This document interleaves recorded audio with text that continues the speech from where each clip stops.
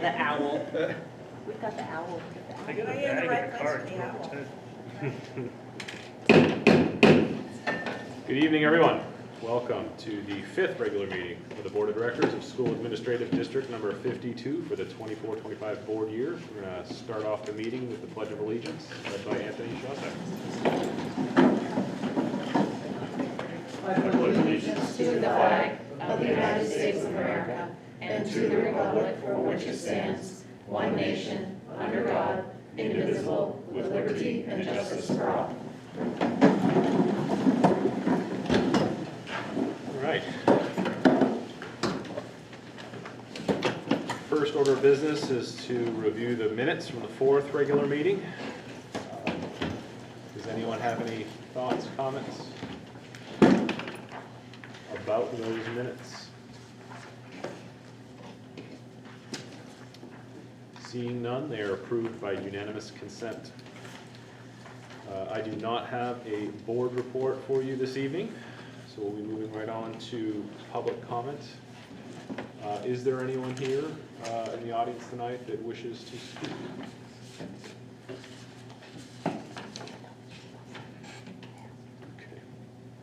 Okay, thank you very much. We will then move on to communications, and we'll start with the board chair's communications, which there are none. Are there any from the superintendent? Yes, I would like to report the following resignations. Joe Cuvia, custodian, effective 10/15. Stephanie Day, special ed at Tech at the high school, effective 10/25.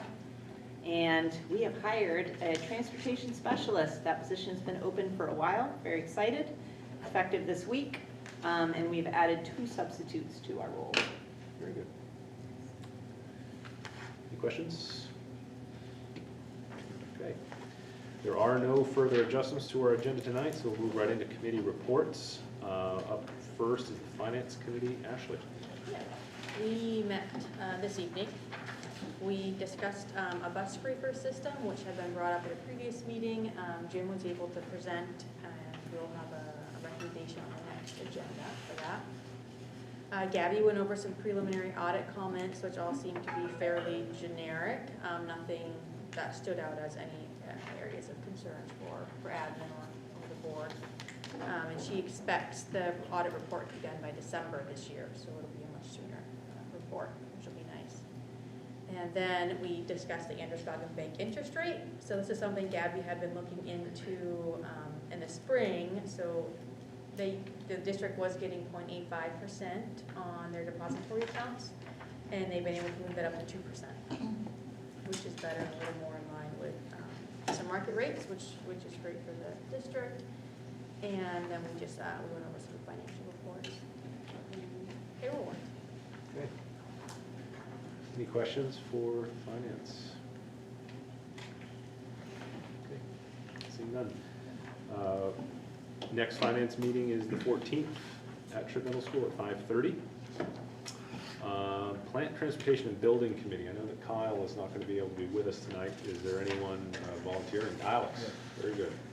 We did not meet tonight. We did, however, meet last week. We had a special visit at a site of concern. We all got the email about the requested adjustment to a designated bus stop off Route 4 and Lard Pond Road. So we met at Lard Pond Road to kind of survey the area, I guess. It was decided that we were going to recommend that the designated stop be moved off of Route 4 and onto Lard Pond Road. Some of the reasoning there was Lard Pond Road being a town-maintained road gives the bus drivers, peace of mind that it's going to be cleared just as any other town road would be. There is adequate turnaround space both this time of year and in the winter. If there's an issue in the winter with lack of space, the parking lot of the business is going to be used as a kind of a backup. And also there's, when we received the email, we were all kind of under the impression it was just 3 kids. There's actually 5 now that use the stop, with likely up to 7, I think next year or the year after. And those are just the reasons that we decided to recommend that the designated stop be moved off Route 4 and onto Lard Pond. Okay. Just just as an extra note, you'll see that that recommendation was unanimous and it's in our consent agenda tonight. Any other questions for PTB? All right. Next PTB meeting is October 30th at 5:30 when our meeting's at Leavitt High School. Policy Committee, Ms. Johnson. Yeah, we met tonight, so we reviewed some policies that needed to be updated due to the McKinney-Vento audit, which is our Title IX coordinators. It's like homeless students. What else, Teresa? Do you want to kind of give the definition of what? So our McKinney-Vento, is it liaison? Is that what she is called? Each district is required to appoint one, and so any student that meets the qualifications of housing insecurity or homeless, Heidi Poulin keeps track of them and makes sure that the students are getting transportation. It used to be that services such as food was provided. However, now that all students get free food for both their meals, that's not the case anymore. If they have any special needs that can be met to remove barriers for them being able to attend school. So, and we have provided backpacks or clothing items, winter clothes, sneakers for PE, things like that. And we do allocate grant funds. Part of the Title I ESEA, you are required to hold a project to support students that meet this category. So each year we do that. So they audited our policies and all of them were stellar, except there was just one specific line that needed to be changed and then a few updates needed to be made. So we went over those policies that you guys will see on the consent agenda next time for first reading. And then we did have a policy ELA, which is energy conservation in schools. It was proposed for deletion because it's not a required policy. However, we are going to kick that back to, well, not back to, but we're gonna have PTB review that along with curriculum. It's a really extensive policy. It kind of talks about energy conservation in the curriculum and then energy conservation within the district facilities. So we just wanted PTB to review it before we deleted it and then also have curriculum review the curriculum part before. So that will be sent your way. You're welcome. And that's it. Our next meeting is November 14th, 5:30 at the middle school. Very good, thank you. Any questions for policy? All right. Curriculum, Reed. We did not meet tonight, so our next meeting is October 30th, 5:30 at Leavitt. Very good. Go right ahead. Just want to do a reminder that October 30th is a Wednesday. Just want to say that so many times. Yeah. We are not meeting on Halloween, which is a Thursday, so the meeting's on Wednesday. Very good reminder, because that's coming right up. Yes, it is. When we made that decision, it was a long time ago. All right, so is our student representative report, Coral. The progress reports went home last week.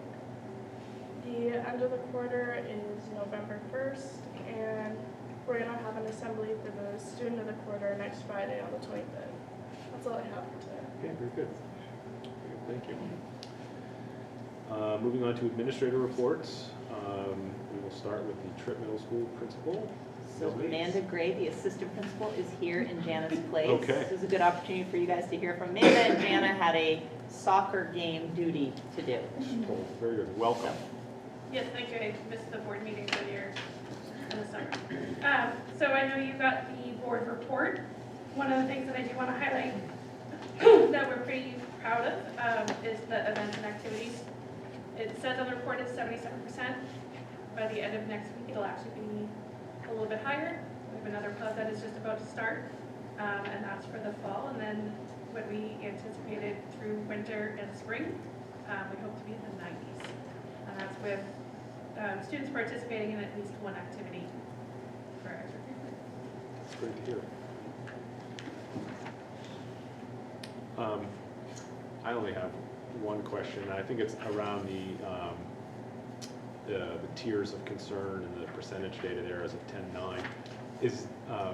I feel like we've had snapshots of this over Yes. time, and I'm not really sure how this has changed from the last time we saw it. I guess it looks good, 60% in level 0, but I don't recall the trend here. Is this?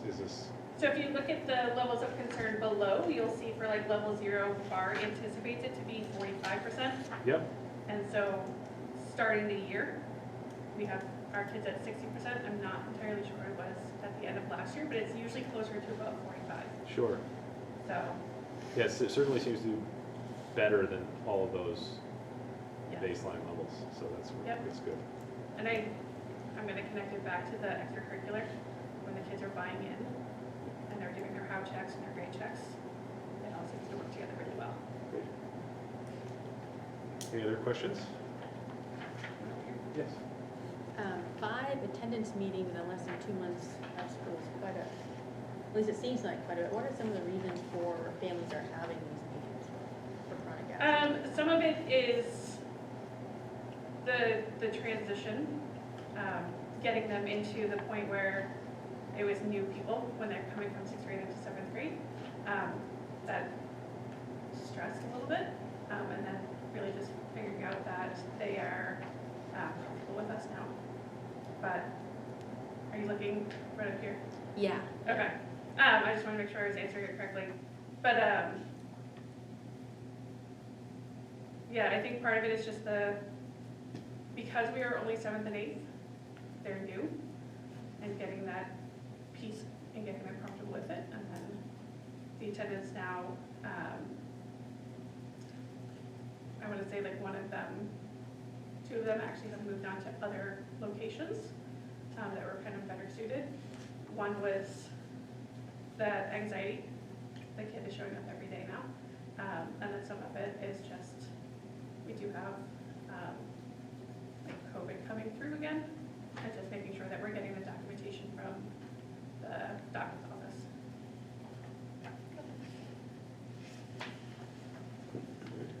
Any other questions? Middle school. Anthony. You may not be able to answer this, so Okay. it's fine if Do you my can't.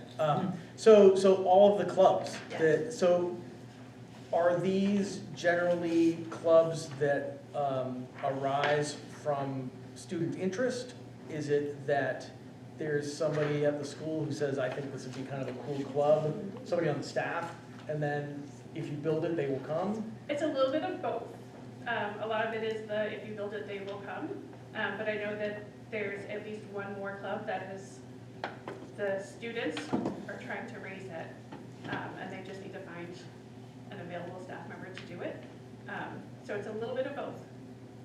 A lot of them are long-standing traditional ones that we've done, but then there's also, they're trying to restart chess at the moment. Are they set up for, are they set up in a formal way so that there is longevity that's encouraged by Yes. having student officers who you train up somebody who's a 7th grader so that in 8th grade they can? So each team has, or each homeroom advisory has a leadership person, and so that's where some of this is coming. They're coming from their advisories, even 7th and 8th grade, and then in 8th grade, they might join the school leadership team and not just their team's leadership team. But they're able to bring the thoughts of their group of 11 to maybe 13. They each have a voice. Great, thank you. Peter. Yes?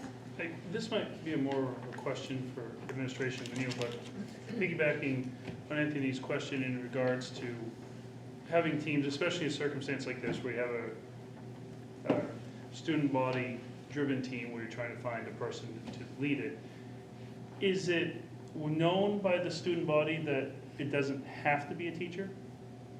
So like, because they, you know, especially these after school things, so do these 10 kids who want to play chess, but anyways, if there's the 10 kids that want to play chess, know that, hey, if they got a grandfather who wants to come or a grandmother that wants to come in every day at 3 o'clock and, or whatever, 2 o'clock, and do they know that that's an option?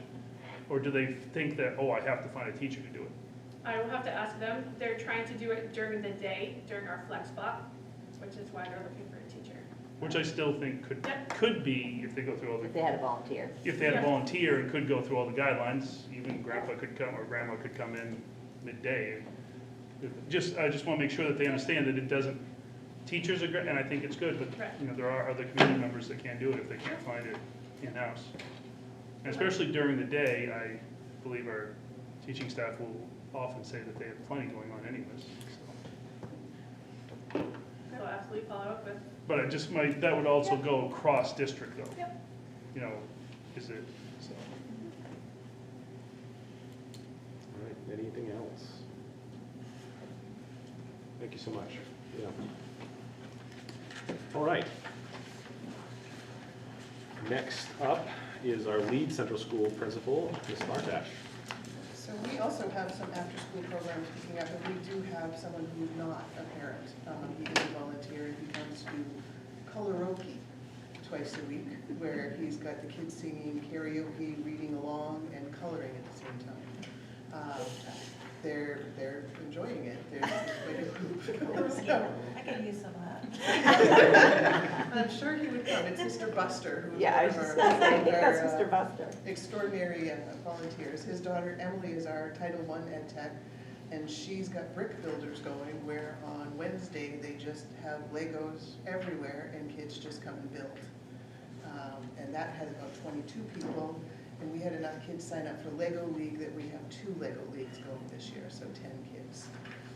We're also, I don't have any data yet towards our SYNC grant, but we are currently, with our NWEA testing, we have met overall 96% participation, where last year we were in 89. We still have a couple of subgroups that we need to get bumped up, because they're taking a little bit longer, but we are closer in that. So that's all I had to add. Unless you have any other questions. I'm excited to see the behavior referrals I was gonna down. say, if somebody else didn't say it, I was gonna be like, Shannon, you buried the lead here, babe. Good to see So, you. yeah, Good our to see behavior, you. actually, our behavior took a deep dive, which is good. We've been working really hard with PBIS and making sure that there's common language, common expectations throughout the school. So if you're walking in the hall, a student should be able to tell you what are the expectations walking in the hall at school. We've also been working with restorative practices, where kids, when there's a problem, I had 4 young men in my office this afternoon, and they were fighting and yelling, and I was like, okay, you guys tell me what the problem is. They each had their turn to talk, and then I said, how are you gonna fix it? And at first they look at me like, what? But then they come up with solutions, and we solve it the first time, and then the next time I tell them, we have to call your parents in. So just really working hard with staff and students to make sure that we're all using common language and holding them accountable. Great. We're quiet there now. Okay, I'll share my favorite PBIS thing from Leeds is that you have a teacher who makes ads for the video TV ads for the store, what the Best kids Nest can variety. buy from Best Nest. And my favorite part is for, I don't remember how many Eagle, what are they? 12 Eagle tickets. You can co-host the ad with the teacher. And it was the most genius thing I've ever seen, because I watched the ad with one of the kids who bought the co-host seat. It was genius. Just saying, there's some good stuff going on over there. So yeah, so the store doesn't only have like trinket things that they can buy, but if the toys are annoying, they cost a lot more. But they can also do experiences. So one of the special ed students has saved up 10 tickets to have lunch with me the other day. And students will save up money to work with the custodian helping sweep the Yeah, floors. it's awesome. His own son said it was a jip that he had to pay 10. We gotta get Buzz Media over there. I know, right? It's there, they are. Those kids are getting ready for Buzz Media High School. Any questions for Leeds? Thank you very much. All right. We'll move on to a report from the Director of Special Education, Ms. Drysdale. I'll sit. Oh, good to see me. Do you have any questions for me? before I share anything? I'm excited to see that you have filled some vacancies. Yes. how many are we still trying to fill now? We have 5, we've had 1 hire at the high school. District-wide, we have filled with 5 contracts, and we started 2 more contracts. And so we have a few more to fill district-wide, and we've also been filling with substitutes. So at this point, if the substitutes of the contracted providers come, we're almost fully staffed. Very good. Yeah, progress. Any other questions? Yes, sorry. Your training timeline that you put on here, I am just wondering is, this was one of my concerns last year. Yeah. So now are all ed techs required to be safety care trained? Are you putting that in the training timeline? Yes, we're adding that to the training timeline. We're working on building up our capacity to provide training. So we have recruited 3 more trainers to be able to do that, and then so that we'll have 4 district-wide. And then our assistant director is going to step down from training, but she's going to organize the training so she can focus on other things. And then that, it may not be, I don't think we're a big enough district where we're not taking employees on where we could host one like every month. So it will be part of the process to be able to provide safety care training at some point, hopefully, within the same trimester or quarter that they're working with us. That's great.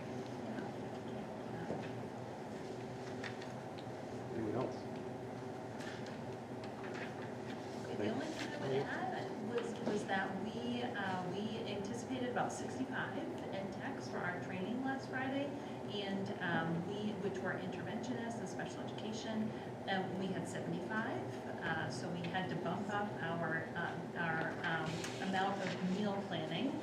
Dave did an outstanding job with our potato bar, and so there were a couple of, we had maybe a tense hour when we were bumping up the numbers to 10 more potatoes or a little bit more salad. That was a little scary there for a little bit, but it was amazing. The only thing is we didn't have dessert, so I'm thinking like maybe next time I need to order dessert. But the potatoes were fabulous, and everybody was well fed for the afternoon. But I did want to put a shout out to Dave. Very good. That's good.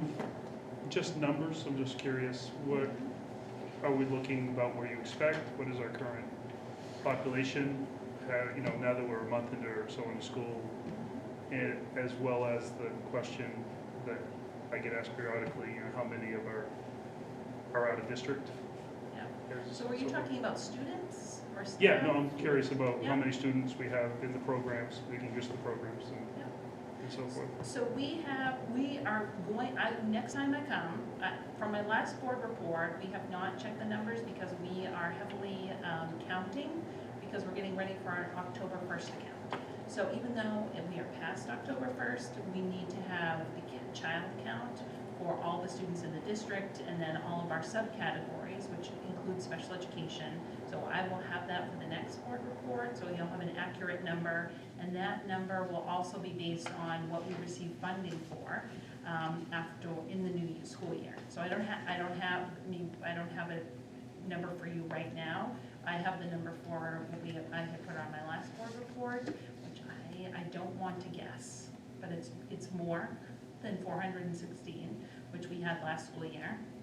And then we have students in out-of-district placement. We have probably about 23 at this point, close to 23 or 20, and we potentially 24 soon. But part of those students that are also going out, we have about 4 of those students that are working on transition activities to come back to public school, which is excellent news for them to be coming back and supporting that. So I don't want to say too early, but I'm hoping that our numbers when we're budgeting for the next school year will be less because we're really working on having students coming back, and some students are moving and transitioning. Some students are graduating, so we're hoping to reduce that amount. Thank you. Any other questions? Thank you very much. All right. moving on to the assistant superintendent's report. Ms. Gillis. I would just like to give a brief overview of the curriculum work that I have been fortunate enough to be doing. We started off in September with health and PE, and during our first session, I met with a high school teacher, a middle school teacher, an elementary school teacher, and 2 of our instructional coaches, and we reviewed the work done thus far. We had a training with Atlas, and then we dove right in and they started working on some of the vertical alignment, as well as just reviewing the standards for their specific grade level. On September 30th, it switched to math, and I met with a team of teachers, administrators, and instructional coaches that are investing their time in helping to support the selection of the instructional materials for math. I think Carrie has mentioned to you, and I believe I have too, that we will be selecting some new math materials for K-8 for next year. We're fortunate enough to have a high school math teacher, Amanda, who is here this evening, a former math coach, is lending her expertise. We have instructional coaches, Kim Fuller and Kristen are the principals, and I felt like the first day was really a success. We developed some criteria for which we want to choose materials, and because so many samples had been sent to us, we were able to dive right in and start looking. We are also in the process of scheduling school visits where this team will go and visit some of the area schools around us that are implementing these materials. And then on October 7th, a somewhat varied math team met and we began reviewing and aligning the standards for math. And I was pretty impressed with the amount of work that we got done. We were actually able to pick essential standards for K-12. And so now my task is to arrange those on chart paper in our conference room, and we meet again in November. On October 11th, I met with the VPA team, and they are in really good shape, and I'm thinking that their curriculum might be ready to enter the next step of the process, coming to the curriculum committee first, although it's now a little bit of a contest because they saw the math standards on the wall, so we'll see what happens. On Monday, I'm meeting with Health and PE again to continue our work. This time we're going to focus on K-5 and 9-12. On the 23rd, which is a half workshop day, Health and PE is going to focus on 6-8. And then to start off November, on the 1st, I'm meeting with the math standards team, and on the 4th, I'm meeting with the instructional materials team. So that's a little bit of an update of what I've been doing in the world of curriculum. Very good. Lots going on. Any questions? That is true. Okay, we'll move on to the superintendent's report. Okay. Ms. Med. So a couple things to report on. So I emailed you earlier, but just to give you more information, the 7th and the 8th, and actually Amanda Gray joined me with Tyler, Han, and Eben Shaw. We attended a training put on by FEMA on crisis management for school-based incidents for key decision makers. It was actually really good. I think I was nervous because I've done a couple FEMA trainings that were online and they were not awesome. This was very, very good. So a couple things that walked away with are sort of some updates that we can make to our practices that are parts of our emergency plans. Sort of a confirmation of the continued use of threat assessment. That's something that we started doing last year as a preventative measure to violent instances within the school. And then really, I would say the most useful information was the information that we talked about for parent-student reunification should a school have to evacuate due to any kind of incident. It could be an actual fire, some incident that, a violent incident. There's a range of things that could happen where you would need to evacuate students and not leave them there anymore, right? You've got to remove them from the location. And that is something that has always been like a worry for me as an administrator when I was in a building, sort of like, how does that work? Never really trained for it. Our goal this year, I had high hopes, unrealistic hopes that we would be able to have each school staff walk through a training of reunification by December. I think we're going to be able to do it by the end of the year. We've got to do a lot of planning. the one thing that was really interesting at the training, and Amanda, if there's anything that you can think of, that would be, if you remember 2 years ago, and I think it was in the fall, Sanford High School was recipient of a swatting incident in which an anonymous caller called the sheriff's department and said, there's a shooter at Sanford High School. They went into a lockdown. They had no idea the call had happened. There was no shooter. It was a hoax. But the police, everybody treated it as real because at the time it happened, they didn't know it was a hoax. They had to do a parent reunification, student reunification at a different location. And the stories they told were the stories that I imagined in my head of what could go wrong. So they learned a ton. And there's after-action reports that Tyler has seen, that the Sheriff's Department in Androscoggin County has sort of participated in a lot of learning about how to do that in a manner to the best of your ability, because people will be stressed, but in a way that's not stressful, that gets kids to their parents in a safe manner. So we have a team, a subcommittee of the district safety committee that's working on this planning. Derek Galway is taking the lead. He's the assistant principal at the high school. Amanda's on that team. I'm on that team. Tyler Ham. So we're bringing in, last meeting we brought in Dave Coburn, Laura Swift is the head custodian at the high school, and we brought in Ryan LaRoche, who will serve as backup as another administrator. What we're talking about right now is identifying the high school as the relocation point for all the schools except for the high school. So if we should have to evacuate leaves, there's a fire, we can't leave the kids there, we got to bring them over here, they will go to the high school and we'll reunify there. The thinking is that there will be staff at the high school that know how to do this.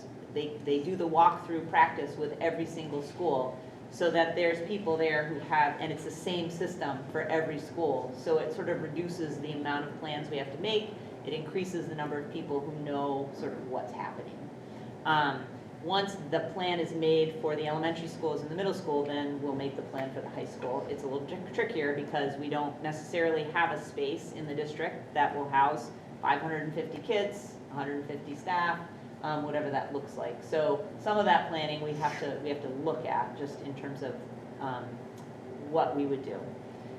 The other piece is Tyler and I are going to be reaching out, Tyler primarily, and I'll be along for the ride, reaching out to all the area first responders, because it also became very clear to us that we will need lots of law enforcement, fire department, like lots of other people to manage traffic, to manage stressed out parents, like to just maintain order. So that's going to be another meeting that we're going to get started to build that coordination between all of the agencies that are around us. So lots happening there. We haven't moved forward to like actually doing drills, but we've got our hands on some good training materials and some other documents as we rewrite this plan to have this work for middle school and the elementary schools. So, one other item, there are 2 sections of the teacher contract that we're having some language issues. Like it's not quite, there's one section where if a teacher has completed 15 credits of their matriculated master's degree program, there's a $500, I don't know, Jamie, you're the last woman standing from the committee, but there's a $500 sort of stipend that they get each year as they complete the master's program. At the time we did negotiations, no one had ever done it before, so we didn't really have a process. I think teachers were like, wait, that's in the contract. Nobody even remembered it was there.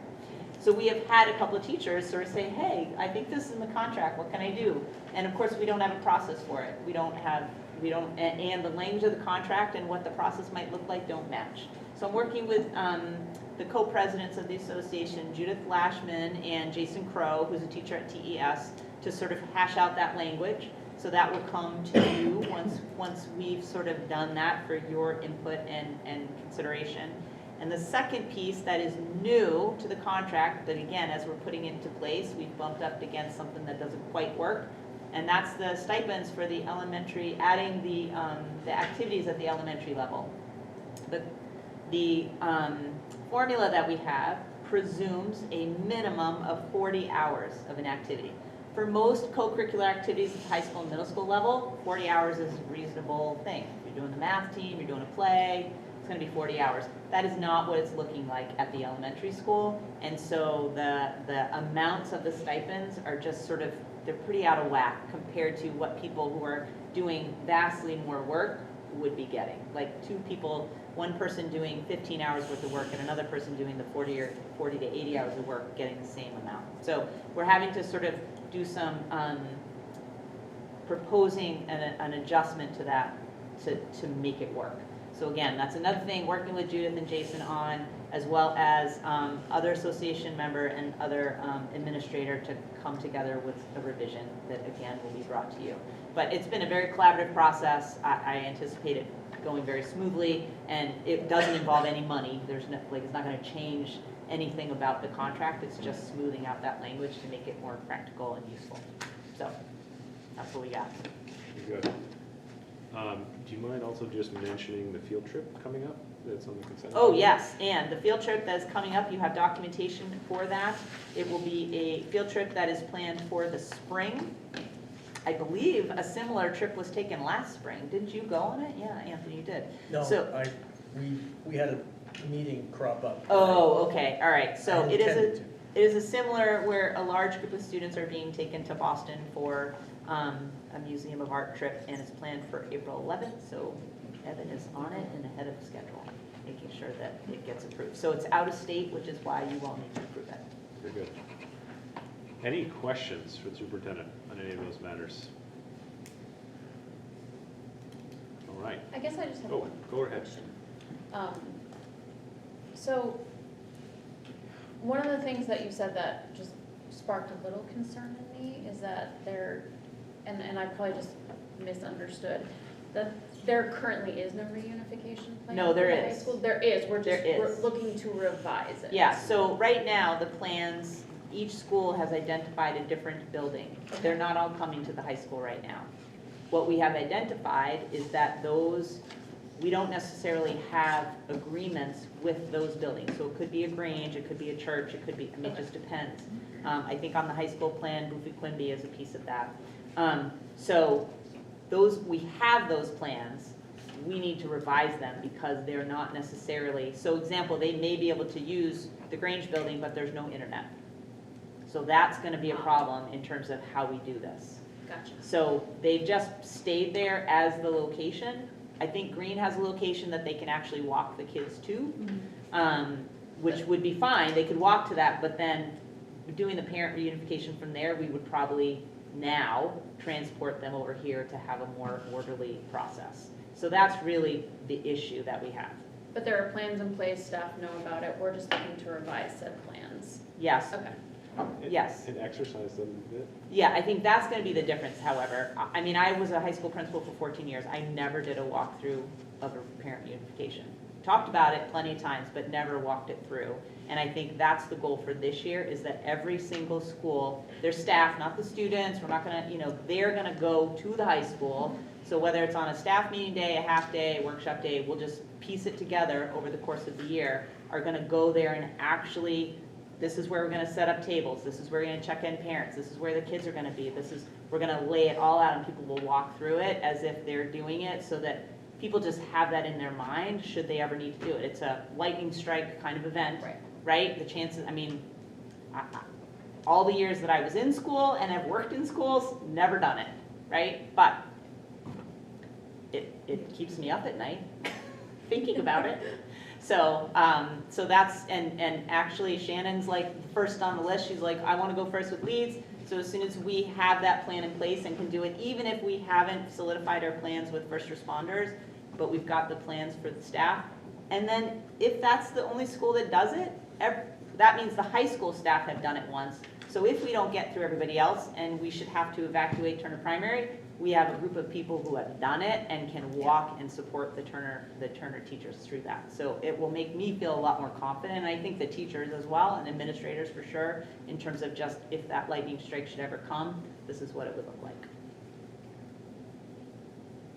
All right. Yes, ma'am. Once you finalize your plans and so forth, I realize there might be some question, do they ever have concern that the reunification, or we know where we haul people to, that's supposed to be public or is that supposed to be private? So, great question, Peter, because that was something happened at our FEMA training, and the trainers are like, tell people, tell So people. that leads to my next question. Yes. Once this is fine, this is gonna be a chaotic day for the parents as much as anybody. Yep, So to maybe actually send home a slip saying, your kid will be Yep. at this location. yep. If, So you know, part of just the something work- that they know ahead of time. Yep, so one of the things we're working on that you may not remember is last spring, we contracted with a communications firm to work on a crisis communications plan. We used title money to pay for it. That is gonna be, they're in process right now. Part of that plan will be that communication piece for reunification. When we were at this training, they also provided us with some good examples of parent newsletters to sort of like on an annual basis, like, hey, this is the reunification site for Green Central School, if we should ever do it. And then actually, I even came across the organization that FEMA has sort of said, like, these guys do it well. It's called I Love You Guys. You can look it up. It's great. It's a nonprofit. I don't know why it's called that. But their thing is like emergency planning and reunification. They have some really great language about what to say, send to parents on an annual basis, making sure everybody knows what the plan is, and short videos to be like, hey, this is kind of the plan, this is how we're gonna run things. I watched the parent one today, it's 4 minutes, so at some point when our plans are finalized, some of that communication will happen with things for parents to read and watch. So, yeah, absolutely, really good questions. Thank you. It's a good point. I think one of the lessons they learned at Sanford was all the parents coming to the They locations absolutely immediately. did, and they were pulling their kids off the bus, and so the school couldn't verify where the kids had gone, like, they described complete chaos and how much they learned from it, and so we were sitting there going like, just listening, oh my God, yes, we're doing the right thing, like making sure that we have our ducks in a row so that that doesn't happen. I mean, it's still gonna be stressful, but it doesn't have to be chaos. It doesn't have to be chaos. Stress is gonna happen, but it doesn't have to be chaos. Anyone else? Okay, so we will move on to the consent agenda. A reminder that these items are to be acted upon collectively unless a board member asks that a specific item be acted upon individually. Is there any board member that would like to pull or make a motion to pull something from the consent agenda? Seeing none, I will entertain a motion to approve the consent agenda, which consists of item 8.1, an approval of out-of-state field trip for Leavitt Area High School art and music students to Boston Museum of Art on April 11th, 2025, as well as item 8.2, approval of the Plant Transportation and Building Committee recommendation to add a bus stop on Lard Pond Road in Turner. So moved. Second. Peter and Anthony, all those in favor? That is unanimous. No problem. So we'll move on to old business, which there is none, which brings us to new business. And our first item up is going to be a presentation by our Turner Primary School principal, Ms. Fuller. So I have copies, and I apologize, 2 slides did not come out very good. Sorry. The rest of it you'll be able to look at. I don't know if I sent the right number. It's all right. We'll see.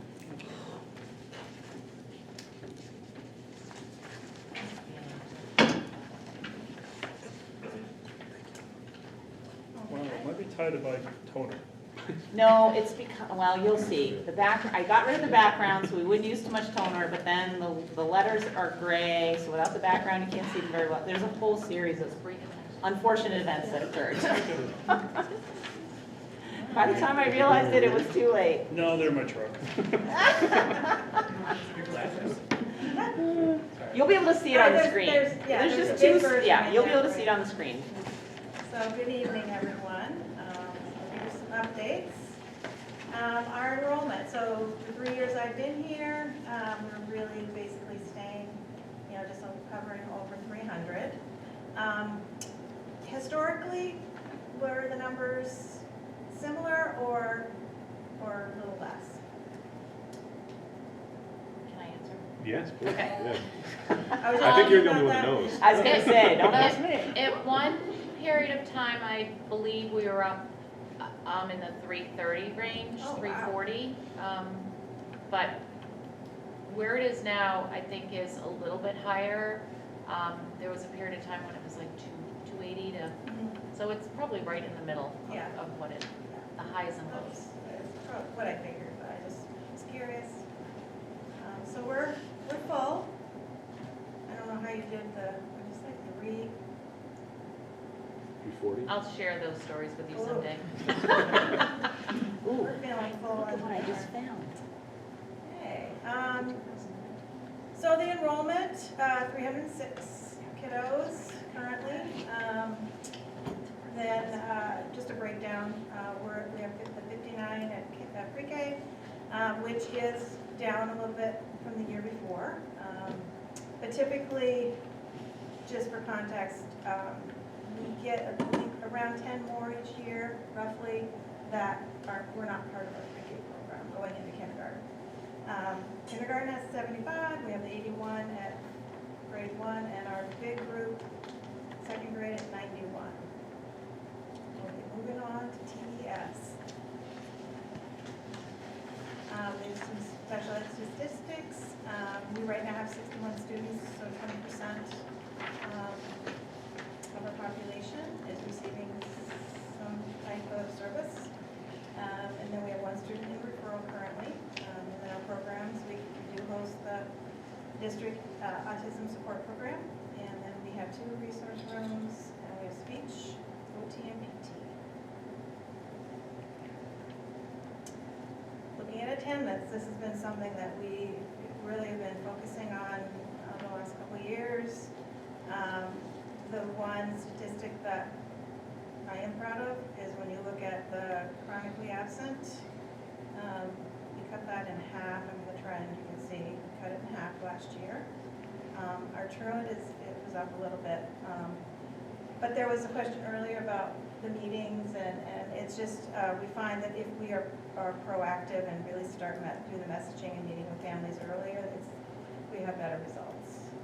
So we can put supports in place, because there are a lot of factors for students who don't attend school, and if we can help bridge that, even at the little, with the little kids, there's anxiety, parent, that separation from the parent. So we do have ways that we can work with families. This is just an example of messaging. So parents understand over time, what the absences, how they affect the child academically. That's just an example. This is 3 years of our NUIA reading data for both grades 1 and 2, because those are the grades that test. So Kim, just so everybody remembers, Yes, you're the so- only school that has no MEA testing because they Right. don't test in those grades. They start in grade 3.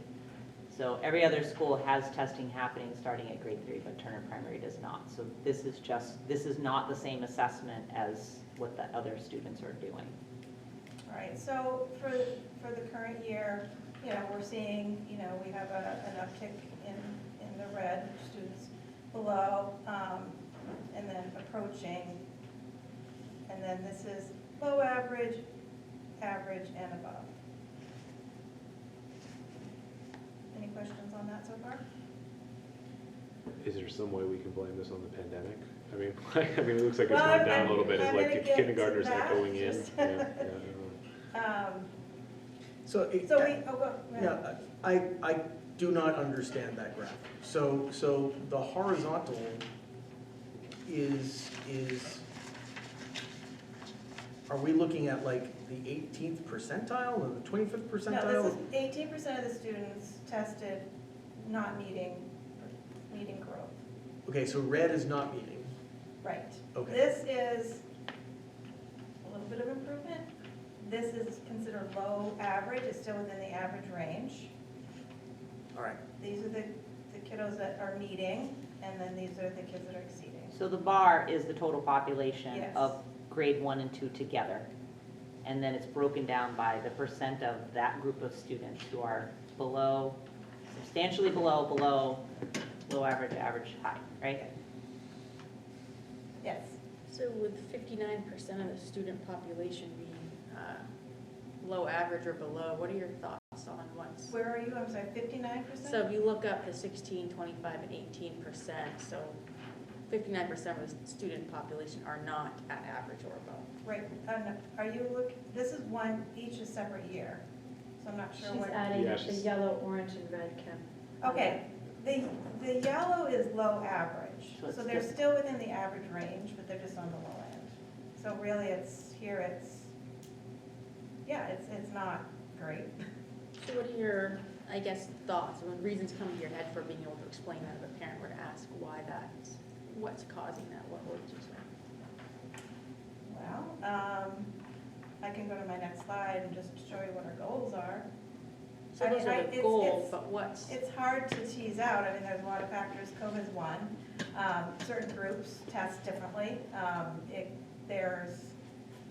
It depends on longevity of your staff and who's been in those positions.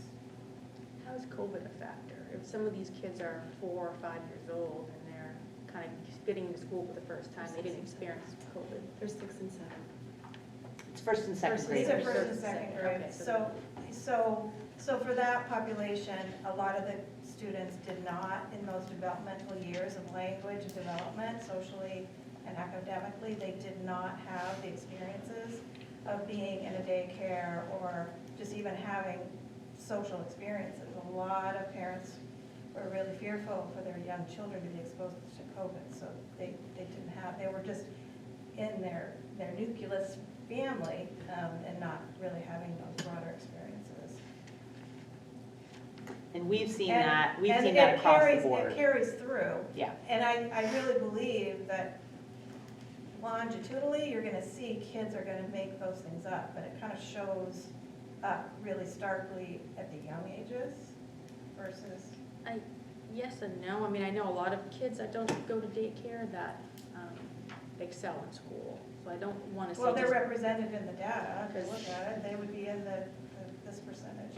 But I think just to clarify, because this has been a topic of conversation for this group for since I've been here, looking at sort of the impact that time period had and how disrupted socially things were, not just in school, but socially in communities, what that impact has been on student learning. And we've sort of seen that pretty consistently, and not just here, like it's a nationwide sort of conversation about what that impact has been. Right. And I think one of the major things was student behavior, so they weren't socializing. And I hadn't had a chance to. So when they get talk to about school, they behavior. don't understand how to share, they don't understand how to interact with other people because they've kept such a small tight circle. Right, so the teachers are focusing more on the social skills aspect.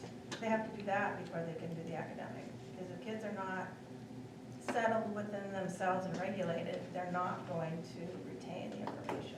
So there definitely was a shift in the need for that kind of education, I would say. Especially in the last 2 years. Right. It's easy. But as I go through, there is hope.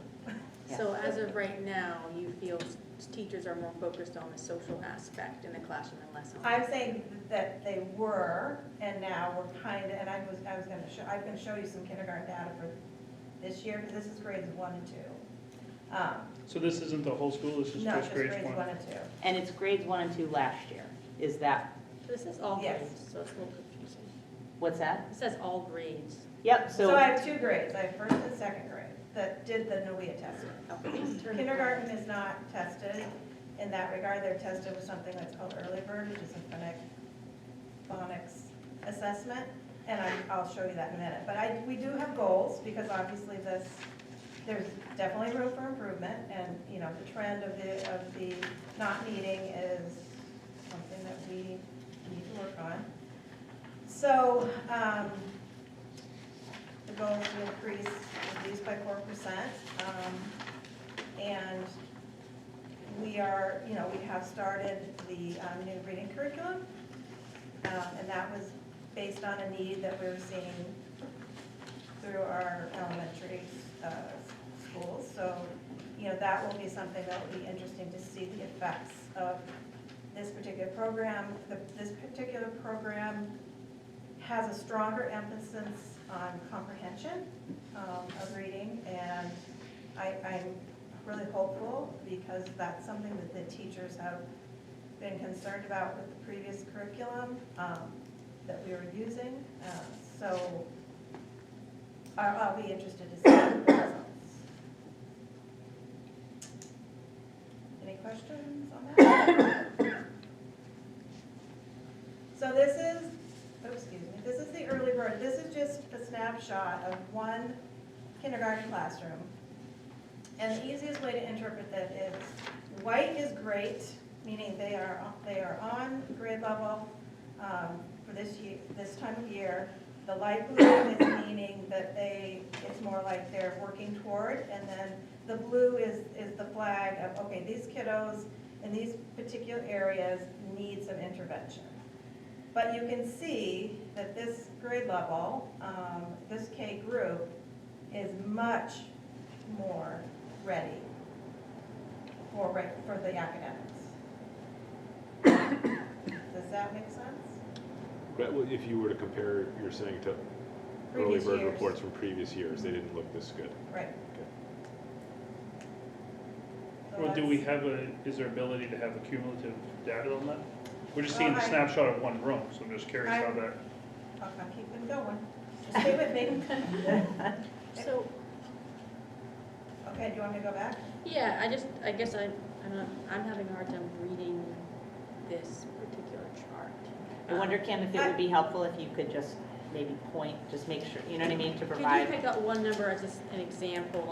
I'm not sure what I'm, Okay, so this is all phonics based, so we have phonemic awareness, phonics, fluency, vocabulary, and comprehension. So in the white, any of the kids that have a white score means that they are in the percentages. I mean, some are higher than others, like this kiddo was at 98%, or the 98th percentile. But all of the white scores mean they are at grade level. They have skills that are appropriate for this time. So each number represents a student. Right. Does the student No, go across? No, each number Each row. represents a portion, because now, under phonemic awareness, you have rhyming, sound matching, blending, and non-word repetition. So each row is a student. Yes, and this is a student, I don't have names, Yeah. obviously, because I don't want to do that. So these light blue means, okay, these kiddos are not at grade level, but they're not super low. So these are what the teachers would take into consideration as far as forming maybe their groups within the classroom and maybe working on specific skills. That's first percentile, 14th, 16th. So those kiddos are flagging, like they get some of them have a little red flag, that means these kiddos really need some tier 2 intervention. And On then these, so like this kiddo needs work on blending. So they would get some extra support in blending. This kiddo, fluency. This is vocabulary. and this is just kindergarten. This is just one class. I just kind of want to show you visually how a class is broken down. So that's what a teacher's going to look like when they give this assessment. They will get this report, and that guides them in terms of what decisions they should be making. Right. And I'm just saying, we didn't see as much white Yeah. with our kiddos, as many kids on grade level. I actually remember seeing this last year when you presented here, and I remember it being lots more blue. Yes. Because I think last year was the first year you used that assessment. Is that right? Or was it 2 years ago? It's been 2 Okay. years. So maybe it was For the- kindergarten, maybe it and was then your first year. first grade started last year. Yeah, okay. So this is first kindergarten. And then there is grade 1 data. I just wanted to show you what a teacher's class profile looked like. So this is broken down. I just want to show the areas. And then the percentages. So 63% for proficient, 17 partially, and then 13 low. Is that this year's kindergarten That's as this of right year's now? kindergarten. Yeah. how does that compare to last year's? Much better. I can't remember the scores, but But that's this this year's, is. but go to this is grade 1. However, Yeah. grade 1, the test changes. Yeah. So it changes to some more sophisticated sub-tests. So you can see the difference. at the beginning of the year, the first graders are 30, the kindergarten's at 63. So obviously this group, they need a lot more attention with interventions in the classroom and also with interventionists. But as you said, their tasks and expectations They change. do change. They have to do comprehension versus following directions. Right. It's a lot So bigger that's the of a- nuance of the test, but this gives us our baseline at least, so we know, okay. So we really need to focus on the skills that are lacking. And will you test them again? Yeah, they can test it 3 times a year. Oh, okay, so you get to see. Yeah. Does that help? Yes. Are both tests testing proficiency? Is NWEA growth and not proficiency? NWE is growth. This is proficiency. So when we see that, could you go back to the NWEA graph? So when we're seeing somebody in the green or the dark blue, those are students who are meeting the projection for their growth, Yes. correct? So that doesn't necessarily have anything to do with proficiency. Yeah, I didn't say it did. No, I'm just, Yeah. because the other test is proficiency, Right. and so I'm Right, just, they're different tests. Right, And, okay. and so, because kindergarten doesn't take this, so we needed some measure. And because we have also invested a lot of training and energy into the U5 program, which is our phonics program. And so we needed something to be able to see if that was working. Obviously, the first graders, have a higher need. But we're seeing with, can I go back? Or do you think- yes, yeah, that's fine. Yeah. So, so now I'm just gonna go through with math, saying it's 3 different years. This is 2021, 2022, 2023. What's the number on the far left in the green circle? 66th percentile. So that's over the average. So the NWA is compared to all the other kids in the country who took the NWA. So it's not compared to like what Maine says is proficient. It's just of all the kids who took it, those are the percentages. So So 70. of all the kids who took it, that profile is in the 66% across the country of anybody else who took the NWA, first and second graders. So Even though show this it, test which way grows. which way does that percentage flow? So Higher, I believe, would be Is- better. is higher better or higher? Yes, higher better. So we Yeah. have, there's a little bit of a trend down. But we're still in the green. We're still in the green. Right. And again, we're looking at some new math curriculums as well. And then, so again, 4% increase, I think is a reasonable expectation. We're also, we are using everyday math, so we will be assessing the units, but we're also going to be delving into the thinking classroom. I'm not sure if anybody else has talked about that, but it's a problem-solving protocol that you can use with kids K to 12. I know that Evan at the high school, they've been delving into that since last year. I think they were starting to. So our goal is to start looking at some of there's activities, thinking activities you can do with your students to help them just think through the process, have discourse about the process, so when they are given problems, they will maybe have more strategies than just what they're taught through the regular curriculum. Yes. You mentioned you're looking at a new math curriculum? Is that- Yes, that's for K-8. So Yes. what is it, because when we were, this is probably, school-wide, not just the primary school, but when we were looking at like the standards in the last curriculum meeting, and I asked what changes from year to year, and, really not much changes in the standards year to year. So why I guess, why are we needing new curriculums if the main state learning standards aren't significantly changing year to year? And you're saying that most of the learning challenges are coming from social issues, but, but we need new curriculum, so what? Well, I was talking about kindergarten, as far as the kids coming, we were talking about COVID. And I said that was previously the focus for the littles was a lot in pre-K even. Like pre-K, our pre-Ks have the ability, to do more academics that are appropriate. But the kids coming even into pre-K prior to kindergarten were lacking all those social skills. So they were working on that more intensely, the social skills.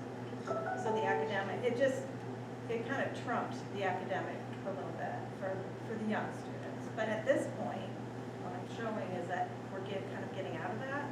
When I showed you our kindergarten percentages. Yeah, no, that looks great, I just. Yeah. The As need far for as a the new curriculum, curriculum. maybe Teresa,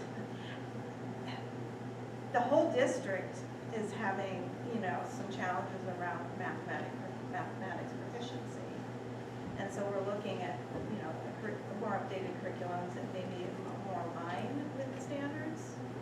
I would say it's instructional materials rather than curriculum. Oh, Because you're sorry. right, the standards don't really change, but are the instructional materials appropriate and moving kids in the way that we want it to? And I think when we look at the MEA data that I'm going to share with you, math is an area where we're not sure that the materials that teachers are using are appropriate and moving kids in the way that we want them to. When were those materials? How old are they now? Oh, well, let's see. I was taught here. everyday math in the classroom. Yeah, I taught it when I was here in the early 2000s.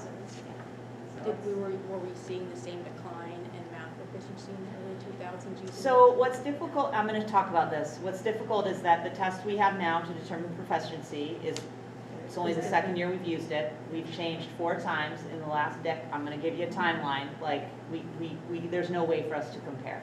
There's no way for us to compare, except I think all of us can say with confidence that kids are academically struggling right now more than they did prior to the pandemic because of that school disruption. Like, there's no question about that. Just preview, Carrie's about to have a full discussion of MEA testing Yeah. right after this presentation. Okay. So we're Which gonna is none of that data, because they don't do the MEA test there, so it won't be repeating any of it. All right, so we also have a climate filter goal. Last year, we actually worked with a consultant as a staff, just developing sort of our norms. We developed, our leadership team developed a charter, and so really we're implementing this year a lot of the recommendations and the things that we came up with as a leadership team to move the work forward, and wanting to, include parents as well. And someone was talking about the volunteers, and that's a big push that we're having this year of asking for more people to come in to Turner Primary. We do have a grandmother that comes in very religiously. And we also have, this year, we have 2 exchange students who are coming down from the high school that are volunteering in the pre-K program. We have some kind of work study. We have one student coming down from life skills at the high school doing some work shadowing, which is awesome. We also, are encouraging parents to come in and read and help with crafts or particular centers or things like that. So we're really trying to create that atmosphere where parents and the community are comfortable coming in again, because that's been sort of it takes a while to rebuild that after COVID, but I think we're on our way with that.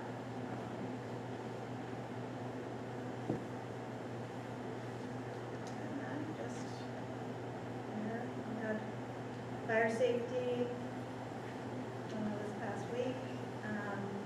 This was actually from last spring, where we had service dogs come in, post some of the things that we were dealing with here at Turner Primary. And then this is just a picture of our garden, and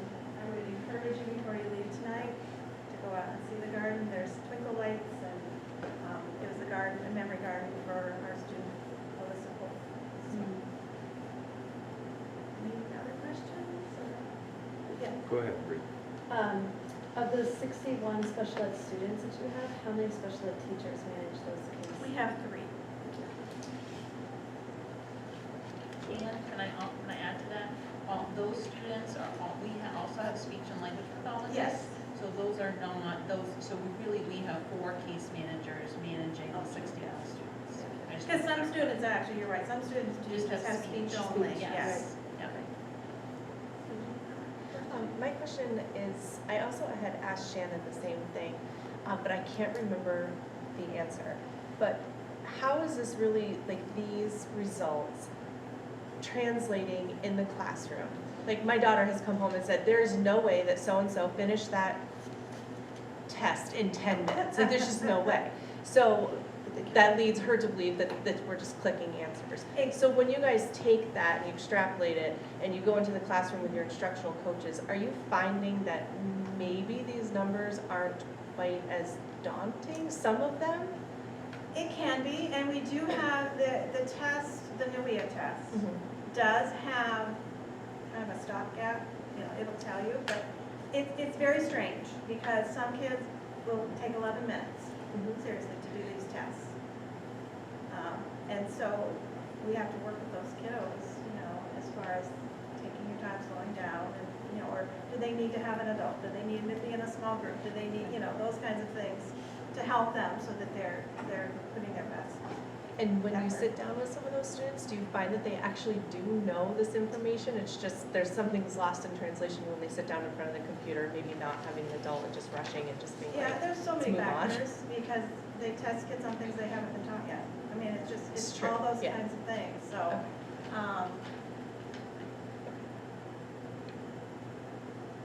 Testing is tricky. Some kids, will perform really well in the classroom and then the scores don't align. Reflect it. That does happen. Did you want to say something? We had 3 students that were flagged that had to retake the test.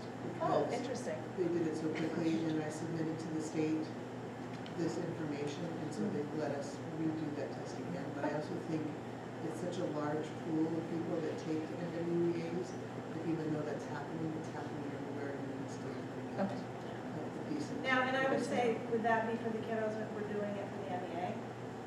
Was that who you asked? Those 3 were, yes. Yes, I haven't got all my yeah. younger ones in yet, but we can still, they're not as strict on just the NWEA, they're more strict on the part of the MEA Right. portion, but you can see how long they took. Okay. And getting back to the data, we don't put all our eggs in one basket in terms of performance because we need to have multiple points of data. So, I just want to make sure I'm clear. Anthony had asked about the bar graphs, and we dove back into it about it being a score of progress towards a goal It's growth, as yes. opposed to proficiency. Right. Certainly, I think that it showed that subtly less progress was being made, I think, for each one of the years kind Well, of it depends progressively. on how you look at it. I mean, Okay. the last, do you want to go back? Yeah, I mean, So the- I think it's important we agree. Do you want me to go back to the reading? Is Either that- math is a little more even, but reading was. Yeah, reading is definitely. Yeah.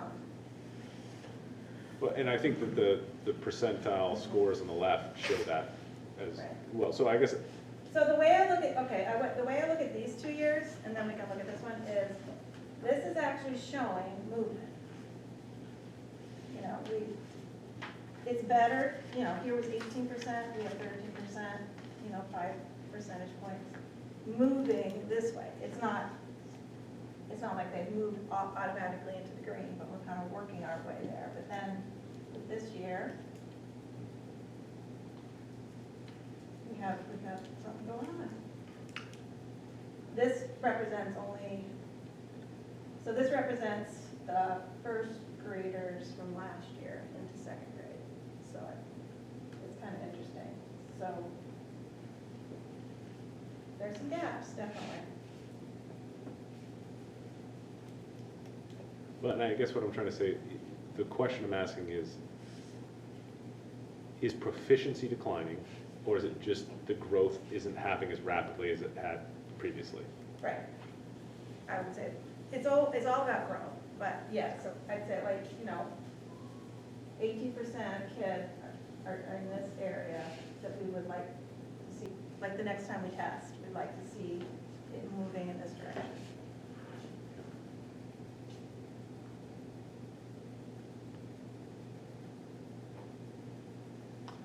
Anyone else? I just, if I can opine, and it's Yeah. not, this isn't, it's directed at the people who make these tests.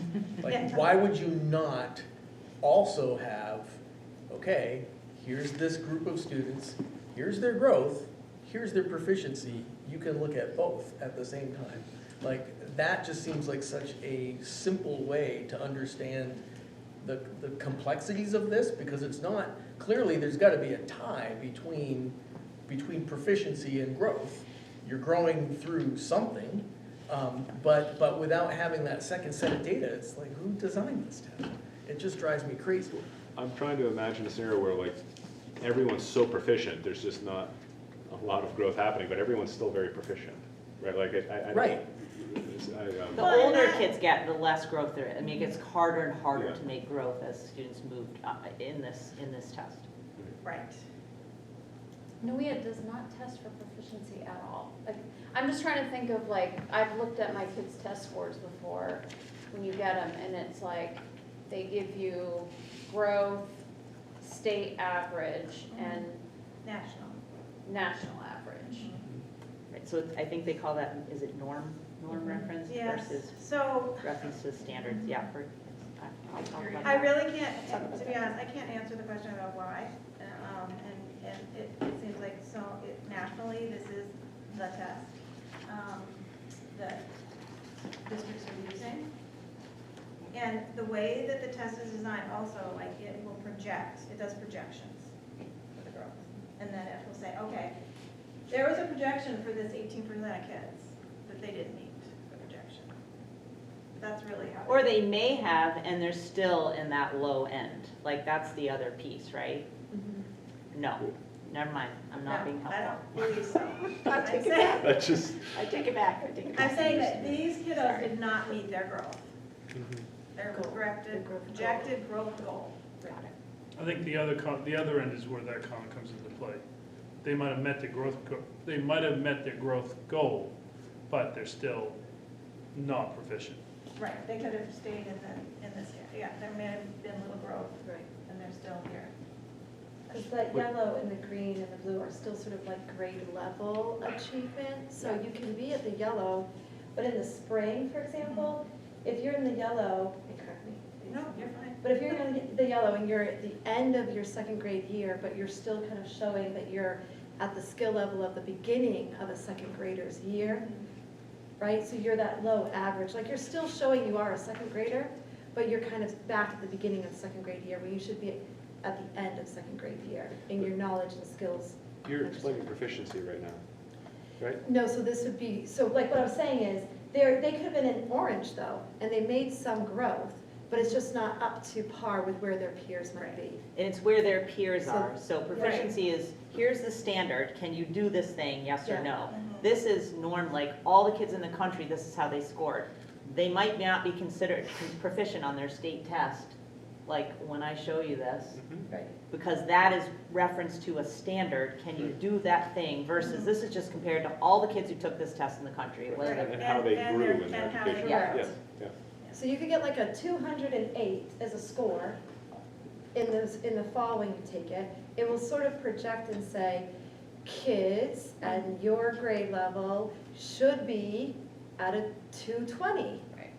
And so the next time you take the test, this should be your score. And so are they growing towards that growth? And there goal are, Or not? it is broken down by grade level, so you can, and there's a grid that you can look at. So let's say whatever score they get, it can show you sort of what grade level that would be. So Mhm. some kiddos, like these kiddos might be performing, like early first grade. Yes. there a way to track, or is it being done already, grade levels throughout the year? So if we want to Yes. follow all the first graders from this district all the way until they're 18, are we able to do that?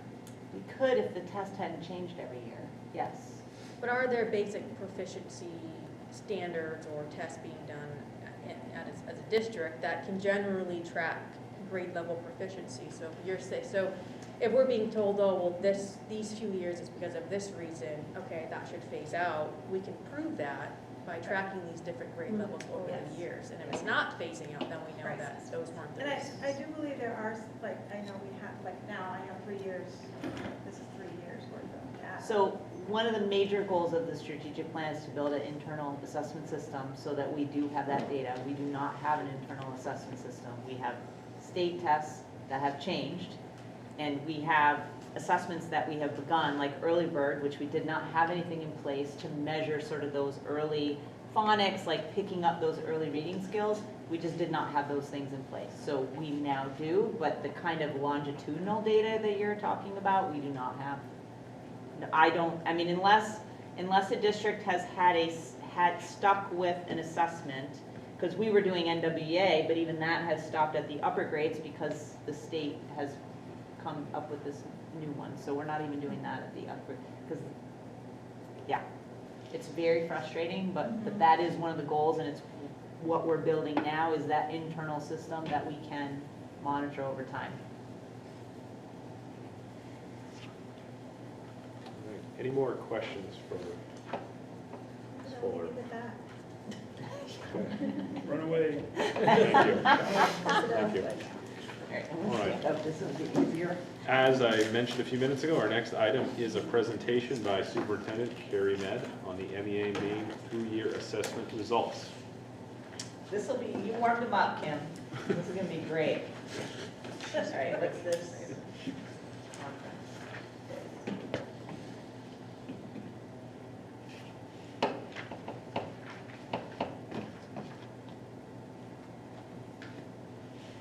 Okay. Okay, so here's a little timeline, little background, because NWEA that you just saw with Kim and the MEA, they're two different tests, but the MEA is based on the NWEA, but it's not the NWEA. Stick with me.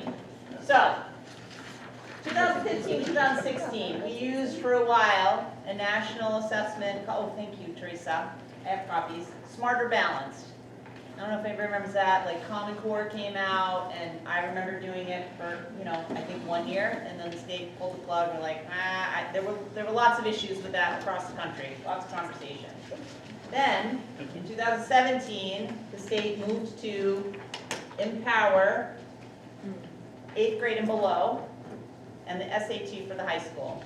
I will defer to Teresa and others who were around for Empower. I had no experience with that. I was a high school principal. I loved the SAT. It was fantastic. Not everybody did. It's fine. But because you knew what the test was, there was materials to help prepare for kids. You could create goals for them. Like, I had this whole system. Evan and I have had this conversation. We pined for the days of the SAT. But it's gone. We've moved on. COVID happened, and the testing piece, because we shut down school in March, that's when testing season is. Those things couldn't happen. But the federal part of this testing thing is the requirement by the federal government to, each state has to have a test, has to have some way of measuring proficiency. But the federal government's not going to tell each state what to do, because each state is in charge of its own education system. So each state does its own system, its own test. So 21-22, most schools were using the NWEA, which does not measure proficiency. It measures how you compare to all the other kids who take the test, but that's not proficiency. And it gives you a growth, like this is what, compared to all the other kids who took the test, this is what your growth should be. But we did the NWEA that year, that was hybrid year, because the Department of Education thought that was the humane thing to do. Some of us still wanted to do the SAT, but everybody's like, fine, whatever. We're living in crazy times. Fine, we'll do the NWEA. We did that for 1 year. The federal government said to the state of Maine, you can't use that test, it's not a proficiency test, it's norm referenced, I think, which is the phrase, it's like compares to everybody else, okay, thank you, Amanda and Kim are helping me.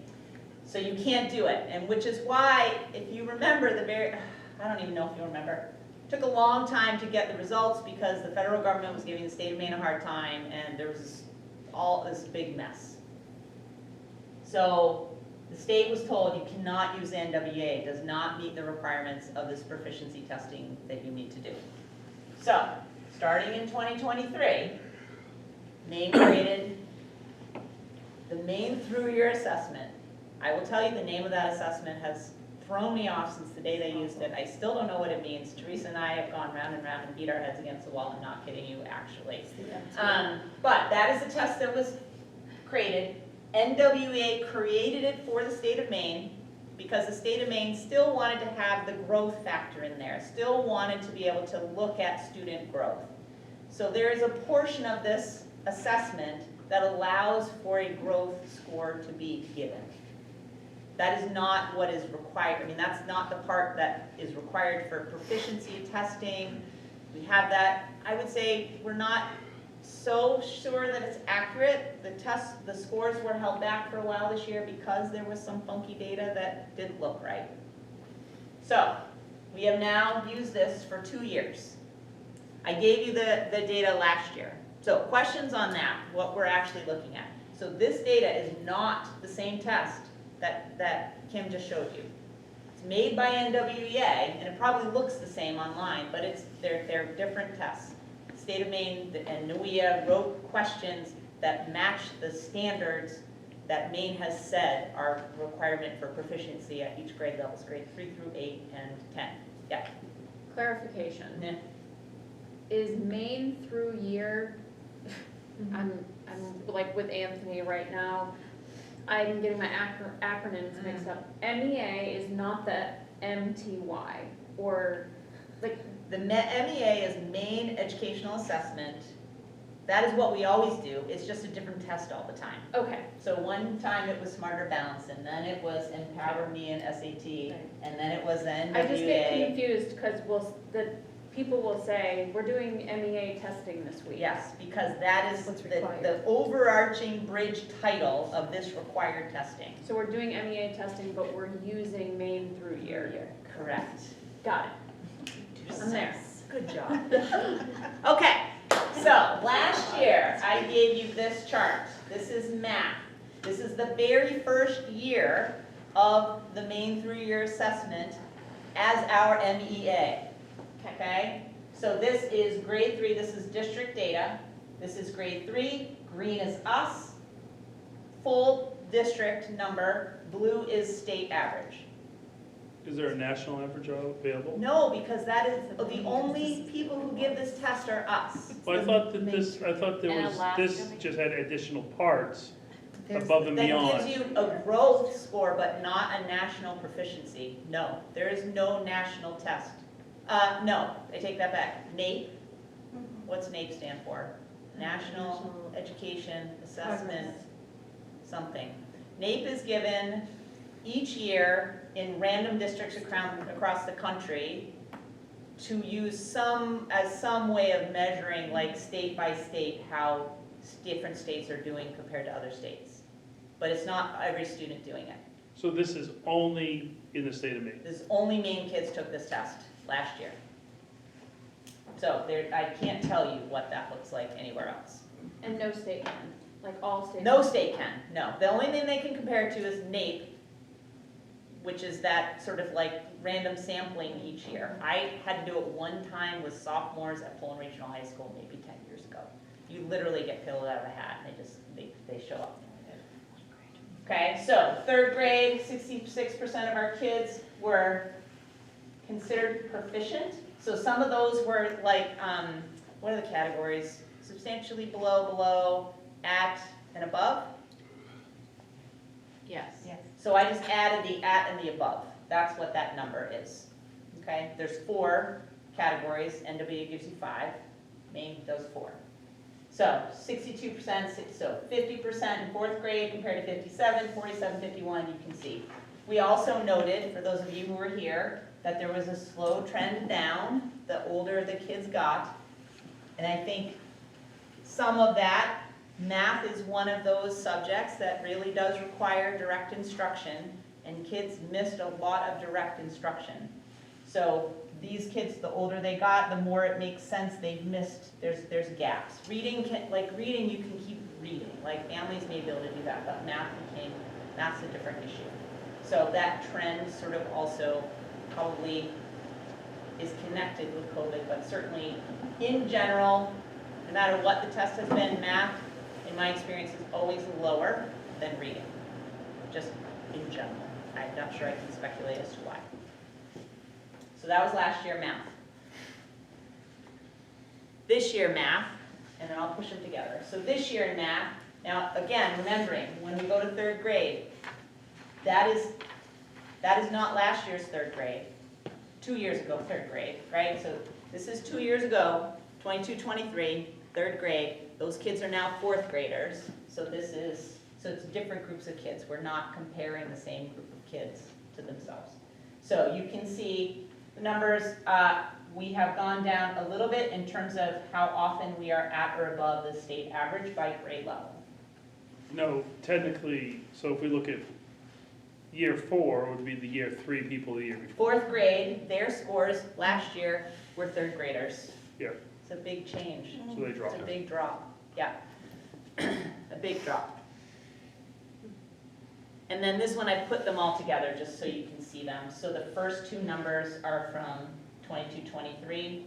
The second bar is 23, 24, third graders. So you're comparing two different groups of kids, but at third grade. So I think it is accurate with the exception of, let's see, we're above the state average in 6th grade, in 7th grade, but the rest, we are below the state average by a couple percentage points. 4th grade is probably the lowest percentage that we have. Yeah, Ashley? There's some thoughts on the third graders decline to fourth grade. Yeah, you mean when they went to 4th grade? I actually, I do not know. I think it's a great question. We don't have a good sense of that in terms of what that drop was. I'm going to talk about some of the things that we have talked about as a result of this at the end, once we've looked at all that data. What is the state's comment that we're striving to be the state, but still they're striving to be at 50%? Yeah. So what's the state's comment on that? Are they having any sort of, the state should be, it's not impressive to match the state because it still means half the kids are not there. So I'm just curious, what's coming for direction or assistance from the state? Anything? So they always provide professional development. Turner Elementary School is engaged in a math training from the state to work on building up especially students who have IEPs, because when Kristen did a deep dive into her math scores and really looked at sort of those students who were achieving the least, really needing to have more instruction and different curriculum, access to the regular curriculum, because they weren't making progress at all. So some of that is looking at those subgroups and looking at what they're getting for instruction and what we can do differently. But I think some of the questions that we've talked about have been, are all teachers really aligning and using the math instructional materials as they should be? At the end of last year, we did not think that that was the case. We thought, again, I don't want to beat a dead horse, but when you disrupt school for multiple years, people sort of phase away from what they've had as routines. And so some of what our goal this year is to get back to those routines and make sure that people are in fact implementing the curriculum that they should be doing. And we think there was some gaps there in terms of how much fidelity people were doing. Yep. Are most kids with IEPs, they stay in the classroom to work on curriculum, or are they So it moving out? depends. That is one of the reasons we are moving in the direction of inclusion, because that is not necessarily the case. It really depended on the school, the grade level, the student. But all the research, educational research indicates the more kids have access to regular curriculum, the more progress they make. And the default had been that they needed more support in a resource setting. I'm gonna let you guys like chime in if I overspeak. The default had been, they're struggling, they need more help, let's pull them out and give them more help. But they're pulling them out from accessing the regular math curriculum. Yep. Piggyback on that real quick. One of my concerns would be the inclusion is extremely important. I will agree with that for the particular child in question. Do we keep track or anything how that affects the rest of the classroom? Because that's often a concern that we've heard or something. Sure.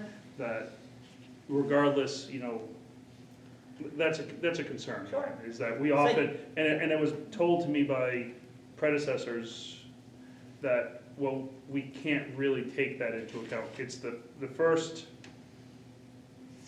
we have to worry about that child first, not the rest of the classroom. So I would suggest we're not worrying about anybody first, we're worrying Yeah. about everybody at the same time. But Right? it was Yeah. literally told to me, Okay, that's so how it's like done, it's- but it was, so I just wanna make sure that that's I mean, it's one really of the taken reasons into why. account. Is that how Yeah. we monitor? Yeah. Or, you know, if we're trying to include, that it's also monitored more to make sure, and that if we are including, that it's not put onto the regular ed teacher to try to do all that inclusion. Because that's where I believe we lose out for the balance of the class, the other 20 kids in the class. So I'm gonna talk about this a little bit more at the end. You guys are doing what they did. The camera keep jumping ahead, that's fine. Part of it is boosting the skills of special education teachers who may not have been trained as math teachers. So some of that is happening. Some of that's happening with the TES project. Some of that is happening by having special ed teachers, in particular at the middle school, partnering with math teachers so that they can improve their skills just by being in that math classroom. So that when they are supporting students, they're doing that with a greater degree of understanding of what math instruction should be and looks like.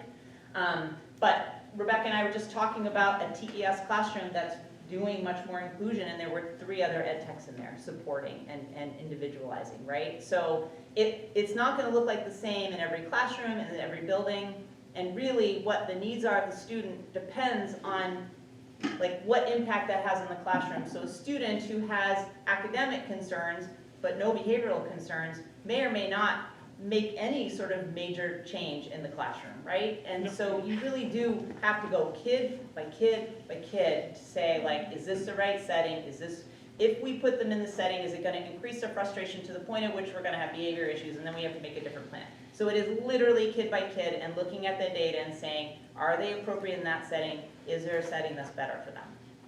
I mean, there's not a stock answer. Except the one answer that is true is that they're always going to be better off accessing the regular education curriculum as much as absolutely possible. And that's true for all of them. All the research indicates that there's nothing that supports the position that they should be pulled out, regardless of the achievement level of the students in the classroom. So it's just how we do it and do it in a manner so that everybody wins. Because that's what it should be. Everybody should win. Yep. I just wanted to say, because I've made this mistake at a meeting before, and Carrie corrected me, and I was really thankful that you corrected me, but I don't think that we should, I think we should be careful in saying that, like, a kid with an IEP may struggle academically, because kids can have an IEP because they might have, you know, a physical disability, or, you know, there are kids with ADHD. right, there are kids with IEPs that may be the most academically gifted Have child in hearing the loss. classroom. Yeah. So we shouldn't put the two Which is together. why it's just like, you have to go kid by kid and say, what is the best situation Yeah. for that student, for their growth, that allows them to make that progress when everybody wins, right? So it's not who's first, because that's not how we operate. We're gonna follow the law, but that doesn't mean that there's gonna be winners and losers, right? If we're operating in there's a winner and a loser, then we're doing something wrong. So that's just not how we're approaching that. But it means we do have to react if students aren't doing well in a setting we put them in. If we create accommodations for them that aren't working well, then it's incumbent upon us to reconsider that and think about what needs to be done differently. Okay, so that's math. Next is reading. Again, gave you this data last year. Reading is, again, mirrors the state, stronger. The high school, I've never seen a number that high. I don't know how they did it, but good for them. At the high school level, that's 76%. I've never seen that before. It's awesome. For 10th graders. Yeah, it's not going to be that high for this year. So we are much closer to the state average, but we do have this reduction in 3rd and 4th grade. So again, this is not last year's 3rd graders, 2 years ago, right? So we were relatively close to state average. This year's reading looks a little bit different. You see this dip in 3rd grade. And I think that mirrors a little bit what Kim was talking about. Like, there's still lingering things. I think also we had reading instructional materials that had gaps.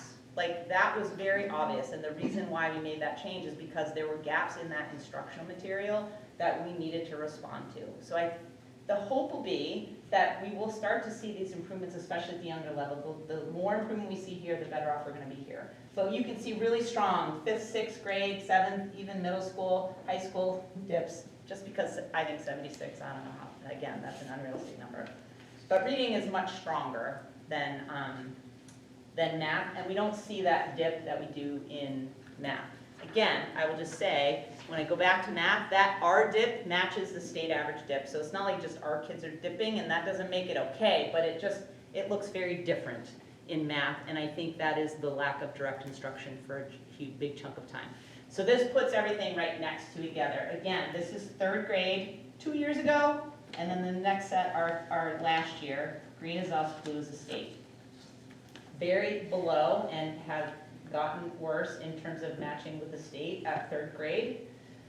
Not quite as drastic, 4th, 5th, 6th, even 7th. 8th, we're pretty even, and then you see that funkiness in 10th grade. Do only public schools take this test, or is it? Yeah, and there's a bunch of private schools that get a lot of state money that they have to test. So I think like a Thornton Academy, Margaret Academy, I think they have some obligations. But yes, private schools are not part of this. No, the vast majority of the staff, especially our administrative level, have experience prior to COVID and prior to different testing and so forth. Understanding that we're on the multiple, who knows what number of tests over the years, how does it feel though? Does it feel like we are below, or has we always been struggling to make half the kids successful? So I'm just going to give you one example, and then I'll let you guys speak if you want. I'll give you one example. So I think I put it in this. Yeah, here. Oh my God, you set this right up, Peter. You're on fire. So Jana has been most sort of like verklempt about this data. So I said, all right, what are you seeing that doesn't match that data? So in math in particular, because in middle school math, one, she knows that there are curriculum issues. Part of the curriculum work or instructional materials issues, part of that is to resolve that middle school sort of gap that we had in sort of a guaranteed viable curriculum with instructional materials. But she has seen an increase in the number of kids who are accessing accelerated math at the middle school. 1/3 of the kids at the middle school this year are accessing accelerated math. So why that is happening when the math data at the middle school is so low is one of those things that we just don't know what to do with. And it has grown. So 22-23, 69 kids did. 23-24, 79 kids did. This year, it's 105. So kids obviously have skills, or they wouldn't be able to manage accelerated math in the middle school. So that answers my question in a sense, like, when you say accessing, it means they're actually accomplishing it. They are in accelerated math. They're just not going there and go, oh, 100%. I'm out of here. Yeah. No, they are in accelerated math. 7th and 8th, this is combined, just because there's only 325 kids. But 1/3 of the school is taking accelerated math at the middle school.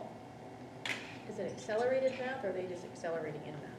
No, they are in a program that will move them faster, so that when they get to the high school, I feel like they go they finish Algebra 1 in middle school so that they start high school at geometry. Yes. So they are accelerating. They're not like, it's not their scores that are great, they're actually moving further in the curriculum. Yeah. Go ahead. So is that a separate course of study? How is that, how are they identified for that, and how is that implemented? So I think they use multiple data points to, when kids are placed in 7th grade. I don't know the specifics of it, and so certainly I can ask Jana to address that in her next report. But they use multiple data points, which would include the MEA, because that's what they've got. And I don't know if they have a placement test. They do, of sorts, Yeah. that is given in 6th grade. Right. So all the 6th graders take a common assessment, and this past year they also took a Delta screener. Right.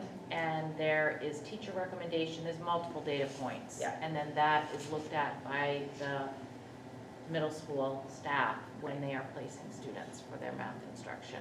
And they are actually, the standards are different. They are actually the standards that someone taking algebra at the high school in 9th grade would be taking.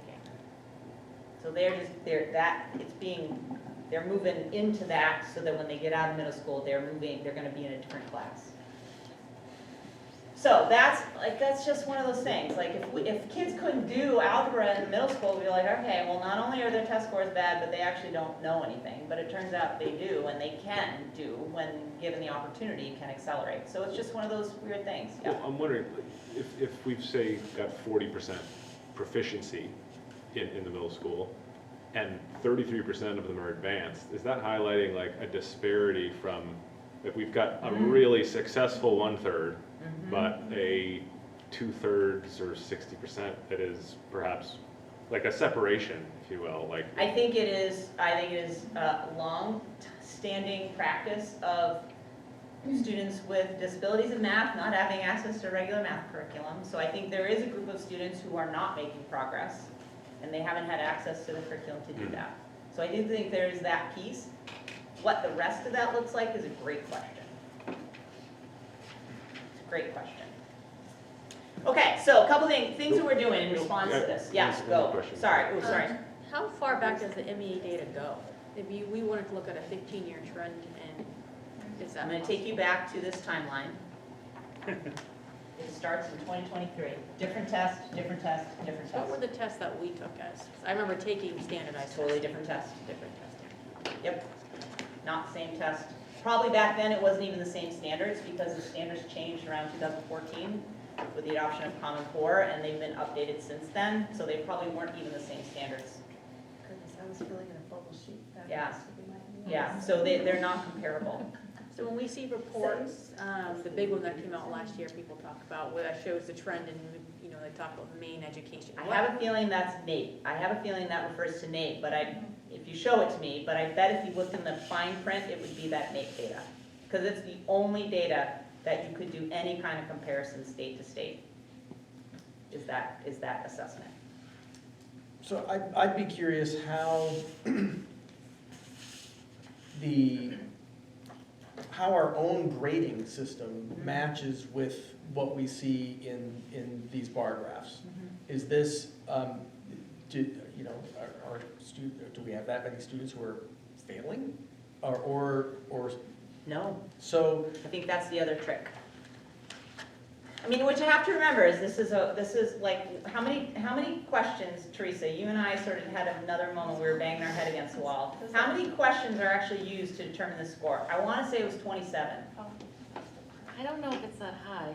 I don't think it's that Out of high. all the 40 questions I take or Because something. I think 18 of them were used to determine growth, and 27 of them were used to determine that proficiency. So, But they don't have to complete all 27, that's what it is. Right, They yes, only have yes. to do, there might be 27 questions, Right. but in order for this score. so what's happening in a classroom is so many more opportunities for kids to demonstrate that they know and can do stuff, right? So we have this, and I know people like to say standardized testing is terrible, we can't rely on it, but it's the same test for everybody. Like, it's useful data. Like, it just can't be the only data, and it can't be the thing that we're gonna fall on our swords, right? It can't be, we can't make all of our decisions based on 27 questions that a kid clicked through 50 times, right? But some kid in Gardner did the same thing, so it's all comparable.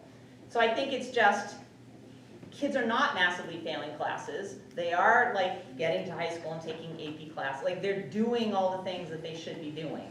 So the question is, are all of them getting equal access to be able to move as far as some of them? I think that's a great question, Joe. And can they move more? Can we move more of them more? And I think that's part of what we're working on. Okay, so here's a couple of things that we're responding to. So you have been updated about new reading materials. Interreading is the name of the program. Teresa's provided some information on that. Just want to give you a sense. So the Department of Education had a grant at the end of last year to schools to be able to purchase new materials.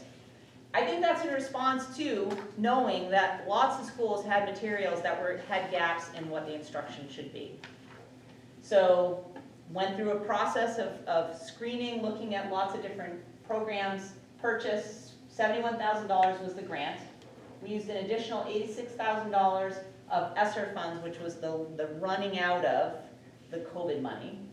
And then in our budget, we have used book lines from each school to purchase an additional $13,000 worth of materials. So I'm gonna do the math real quick, it's a lot of money.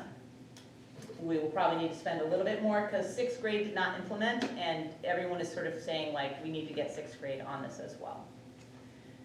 We have made agreements across all the schools to make sure they are following the math instruction materials that we have. Sort of this general agreement that we did not think everybody was sticking to that plan that we had, that had sort of lost its way because there were lots of crises. Lots of things were on fire in those years, the first year or two after COVID. The fires are dampening, so pushing teachers on this is something that we're all doing at the elementary level. I will say that was supposed to say, except for Turner Elementary, they've been piloting a math program 6 years, but I think that got lost in the shuffle of like what that pilot looked like, what are the outcomes, is it something we should be doing? So part of looking at that math materials that you're talking about, Ashley, is figuring out a way to get all the elementary schools on the same page. So is the stuff that TES using, should we look at that? Should we keep doing what we're doing so TES should move to everyday math? Is there a program that will get us closer to the standards that we should look at instead? Those are all open questions that are part of the work that we're doing. The middle school uses teacher-created materials. Jana is really driving that, like, I can't go one more year with teacher-created materials. We need a program that, like, has some fidelity to it so we can follow. We know what kids are doing. A guaranteed viable curriculum is what she wants to make sure that we have. So in the end, maybe we decide just 6 through 8 is gonna make this change. I don't know, like, those are all open questions. We may decide that it's all gonna be those changes. A lot of change, we may decide that too much change is too much change. Yeah. When curriculums are being vetted for purchase, do they come certified of sorts? Meaning, is there a way that they can guarantee, hey, we reviewed your state standards, our curriculum meets it, so that way, if we're saying there's gaps in it 3 years later, do we get our money back? Or is that on us because we weren't following the curriculum? Yeah. I'm not aware that there's a money back guarantee for a student, because I think there's too many factors involved. You've got the humanness, you have students who have very human qualities and abilities, and the same with teachers. So But there is research. Part of Yes, the process for selecting instruction materials is vetting the research that's been done around them. That's why I was pointing Yes. to. Do any of the curriculums will come and certified? Yes, we guarantee that if you use this curriculum appropriately, you will meet the main state standards. Nobody will guarantee that. I'm not aware of that. But they will say it meets the state standards. It has been vetted by outside groups, sources, right? And Yeah. that's So those that's are the ones what we can look and see. If And something it's not was, them telling us, right? It's an outside group. Right. It's vendor will tell you anything they want, right? I mean, I think part of selecting materials for any district and any school within the district is the professional development and training Yes. that goes into, because these materials and resources are available nationwide, and every state has their own state standards. And they will be likely similar. They're going to have reading standards, writing standards, math standards for algebra, geometry, etc. but they're not gonna be worded exactly the same. So there's no company that can say that it aligns with, all 50 states very specifically, but they can say they do align to standards because they're going to be very generalized. But I think it really comes down to how a district implements the training of the teachers, so the teachers are staying all together, that everyone's using the same curriculum across the district, that everyone is teaching it the same way because they've all been trained in exactly what the materials look like and how they should be used in a classroom. Then how do you take your students who need some other interventions and support and scaffolding? And I think one of the from questions there, we you have see is, we have the so many new development. teachers Yeah. that haven't been trained on everyday math. Like, we just haven't done that training. So is it a training issue, right? So we have teachers using materials, they're using their neighbor teacher to know what they're supposed to be doing, but maybe the neighbor teacher is not fully up to, there's so many questions around that and the fidelity of which it's being implemented. So some of it is just sort of doing some training. That's part of what this year with reading is. And I would agree with Bree in terms of the professional development. We've had one day with a trainer from the company on site. She will be coming to each of the elementary schools to spend a day, or at TPS she'll be here a day and a half because of the number of staff that are teaching ELA. And we are looking to plan for an additional day to have her on site. And each of our instructional coaches, we have one at each of our elementary schools, they also have a coach from the company that they can meet with multiple times during a month so that they can ask questions and get answers and get additional tips so that our on-site people can help build this knowledge. So we're really taking a multifaceted approach, so it's not just, oh, here are your materials, good luck. And that's a model that we would use if we ended up That is the model purchasing we'll use for math as new well. math instructional materials.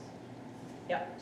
I don't know what the contracts look like, or maybe this has been discussed previously, but is it part of an annual review or performance review? Is there, their accountability to following curriculum in the way the district wants them to? Or how is that? For teachers, you mean? Yeah, how's that being followed and tracked? What's the accountability factor there? If we're saying it's, COVID disrupted the routine and now teachers got to get back on, that's fine, but what's going to keep them on that path? So it's evaluation process and principals making sure that they're doing observations in classrooms and seeing what that's happening. It also happens in PLC conversations. Most at the each grade level, they have time to work together where that conversation also happens.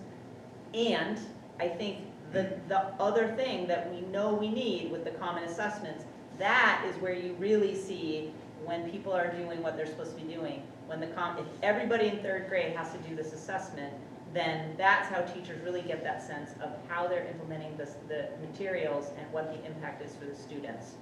So that's the missing piece, right? Because that's where the rubber meets the road. Like, if I know that I have to give my kids the same assessment that my neighbor next door does, and it's not the NWA on a computer that's this big mystery that nobody knows, but it is actually potentially teacher-created materials or materials that come with the instruction materials, then that gives you much more of a sense of oh, how'd your kids do? Why did your kids do better? And that conversation. So that's part of that goal of that common assessment system, is to have that built-in accountability amongst each other. And I think too, in addition to the principals being in classrooms and observing and part of the evaluation process, once the students are all set and taking the assessments and they're all online as part of the platform, the principals can go in and they can review student data really frequently. It provides graphs and charts and specific student names, and so these are some of the assessments that the reading program provides. Have, yes. So that's why that internal assessment system is so important. Okay, so a couple more things. So reviewing math curriculum this year, looking at that, depending on decisions that get made, there are likely budget implications for FY26. I gave you the numbers for reading because most of that money we didn't have to come up with. That's not going to be the party next year. Academic intervention, Kim talked about that. All the elementary schools are working really hard this year to build more intervention systems in place. Working on how we're going to provide access to students with disabilities to more of the regular curriculum. Continued focus on attendance And then one thing that we had set for a goal in the strategic plan was to build in more time for teachers to work together in a regular early release. And what that, right now, we have a half-day early release once a month. That works out to about 21 hours of time for teachers. A regular early release, which is something that is done pretty commonly in districts around us, is a 1 hour once a week. So instead of that random half day, it's every week, same day, 1 hour. And when you add that time up over the year, it's about 2 more days worth of time. So instead of 21 hours, it's 35 hours. I was like, somebody do that. So that is some planning we're starting to do now. Yep. Would that, I understand what you're adding a bunch more hours. Mm-hmm. Part of me would also know, you're only adding an hour to the day. Mm-hmm. So I just know my past experience, you have to have one hell of a leader to make that hour accomplish anything compared to that 3 or 4 hour slot. And it's just, we're all gonna say it, but you know, so I can see a whole lot of, those are really gonna be, I think you can get a lot more accomplished in a 3 or 4 hour block than you can in 12 hours of little half hours once every week. Yeah, so I came from a system. That would be a concern. Yeah, no, I 100%, like, if parents have to have, if kids are being dismissed an hour a day, like 1 time a week, we better have a good reason for it, right? Because otherwise, why are we doing that? I agree with you completely. I come from a system that had that regular 1 hour, and I was always required to provide those plans, you know, what are you doing with that time? What does it look like? But we are starting the process. What I'm going to be doing is meeting with each school's leadership team to start to talk about what that would look like. What would you do with that time? What would be value about it? Because one of the things that we're having struggle doing is if we're going to look at common assessments, if people want to look at data, doing it once a month, maybe 3 weeks after an assessment has happened, makes it hard to really respond to it. So that's building that time in a regular way so that there's a pattern to that data analysis that then has you adjust your instruction is one of the things that we're missing. And so that's part of it. That's a piece of it. But my goal will be that there will be very clear plans and for what that will look like and what schools will be doing and what benefit they expect to have from that, and that will be part of the accountability they have. Right now, principals have to submit their plans for their half days, their full days, you know, what they're doing at staff meetings, all those things. Those are all things that we talk about regularly, that we're sharing that with across all the schools so people know what people are doing. So I think Teresa and I have a really good pulse on what's happening and can have those conversations with people if things need to look different. I think that's the end. Yeah, good. Yep. Yeah, sorry. Ashley mentioned something earlier that I kind of wanted to build on. And I know the timeline, obviously we've had 4 different tests over 7 years or something like that. But it would be, and I don't know if it's possible, but to get some sort of a broad 15 or 20 year picture, and I know the different tests, but they're all testing something. And, you know, I kind of think of it as like the stock market. Like you look at a 10-year chart, you can see peaks and valleys, and you could look at one and say, oh, that's when this happened, or this happened, or this happened. And I think working in these and I know it's restricted by the test, but working in these 1 or 2 year periods is hard to see what you might need to change. 100%. Because if you went back to, 2015, maybe you were all up in 60%, and maybe that's where the trend started downwards, and COVID, although, it obviously had an impact, maybe it's getting blamed for something that maybe it was Common Core. Maybe Common Core's inception started the downward trend in math, or something, something simple like that. I just don't. I'd love it if it were that simple. Right, and awesome. it would be great to have that kind of meta view of it, because Yeah. then you might be able to pick something that maybe there was a change that an administration made that. So started. I can look into the DOE archives and see if there's information that's available for assessments over time. I'm not confident, but I will give it a go. Platforms change. Yeah, like it's and just for a fun little ending note, the DOE has to go out for a contract for an assessment this year by law. Theoretically, they're gonna come back and pick the same one, but it's an open process and there's bidding for a state assessment, just so you know. Is there a way for like school boards to like band together and be like, hey, DOE, we just want one I'm copy? pretty sure that's one of the resolves that's in the MSBA resolutions, There you delegates. go. That is where that resolve comes from. This timeline is where that resolve comes from.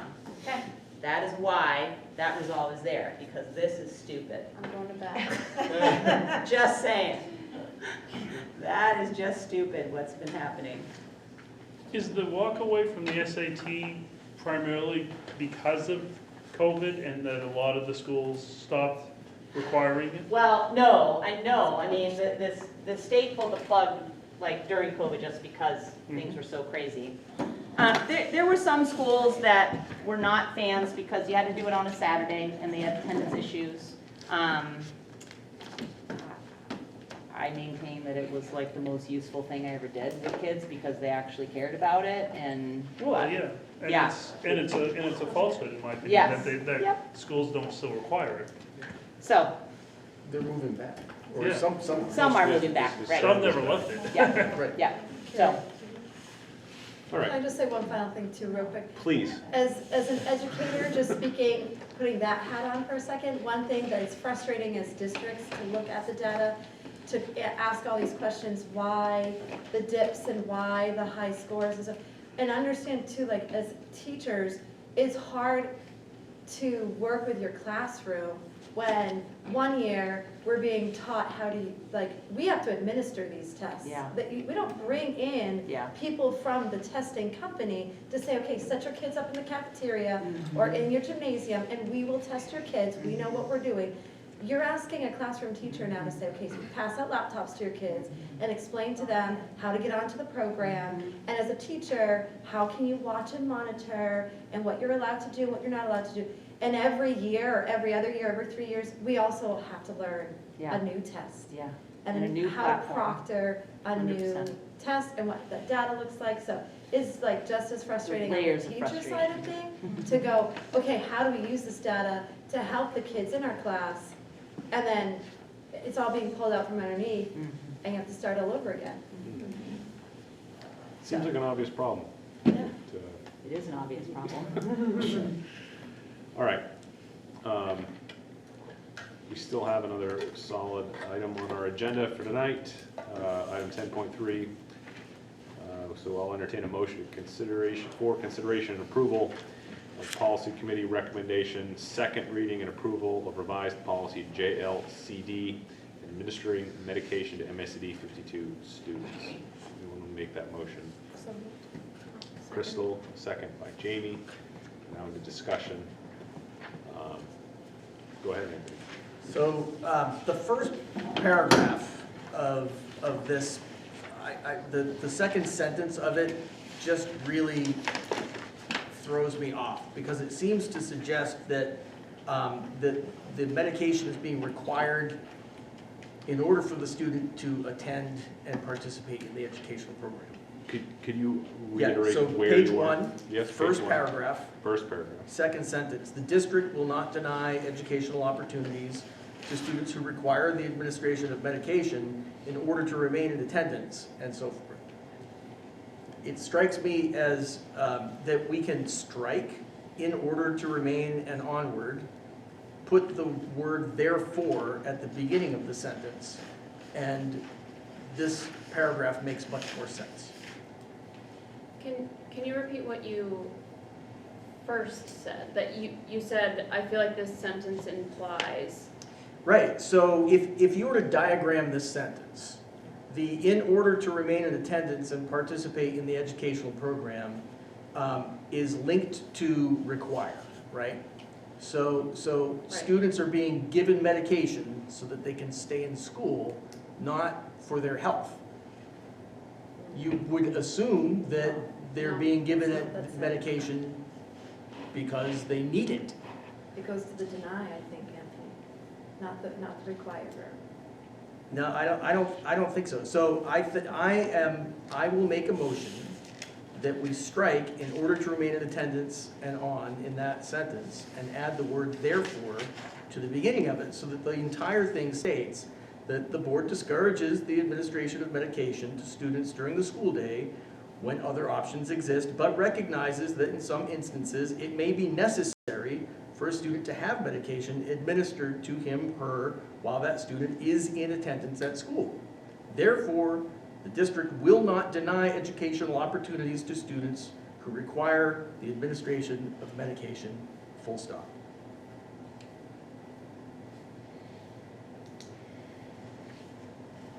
The district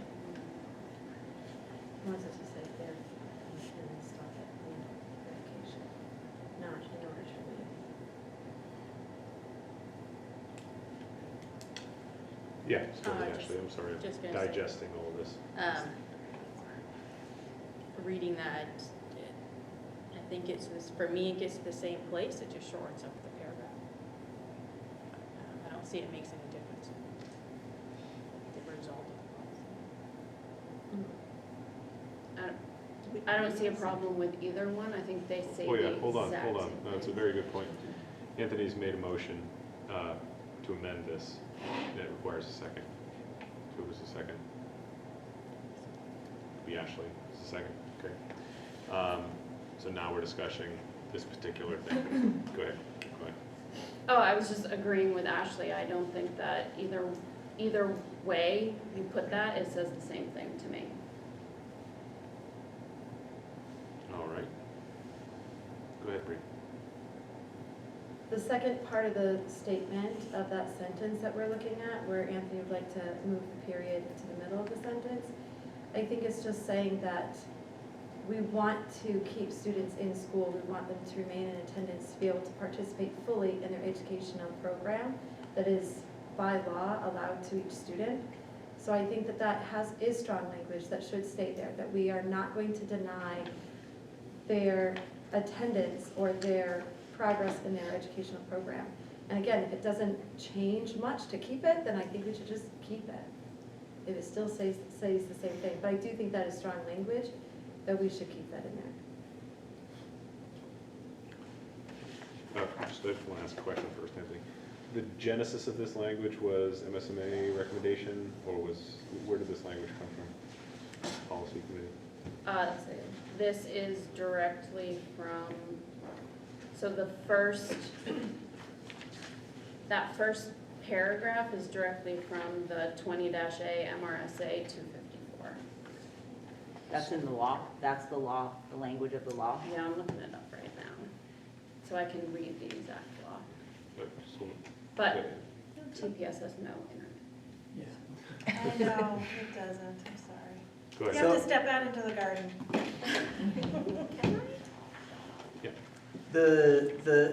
Just because it was enshrined in law doesn't mean that the sentence makes sense that way. So if you really wanted to put that clause in, there would be different ways that you could word the sentence so that you're clearly tying in order to remain in attendance and so forth to the district's goals to encourage full participation in the educational program. But the way that the sentence is written, they're being required the administration of medication to remain in school, and that just is bizarre. So. Well, I think it implies that. Hold on. What's that, Rick? I will defer to Jamie if she'd like to go Okay. first. All right. Well, I was gonna say, I think that what you said is correct.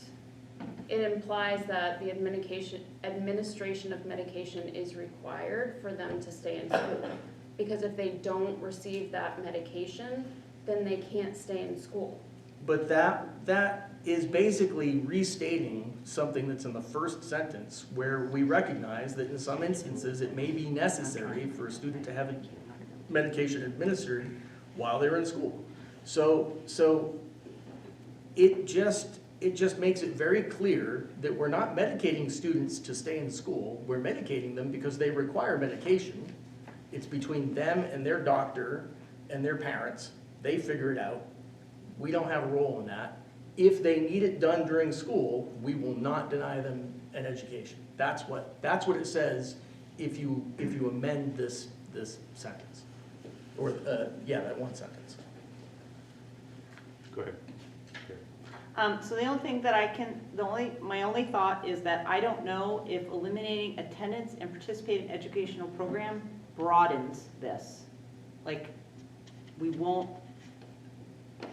I don't know what the implications are if it broadens sort of what the schools would be required to do beyond attendance and participating in educational program, if we eliminate those two things. So, you're asking me to think off the top of my head, and I just can't. So but my first thought is there are two things there that put the onus on schools to make sure that they are doing what needs to happen with students who require medication.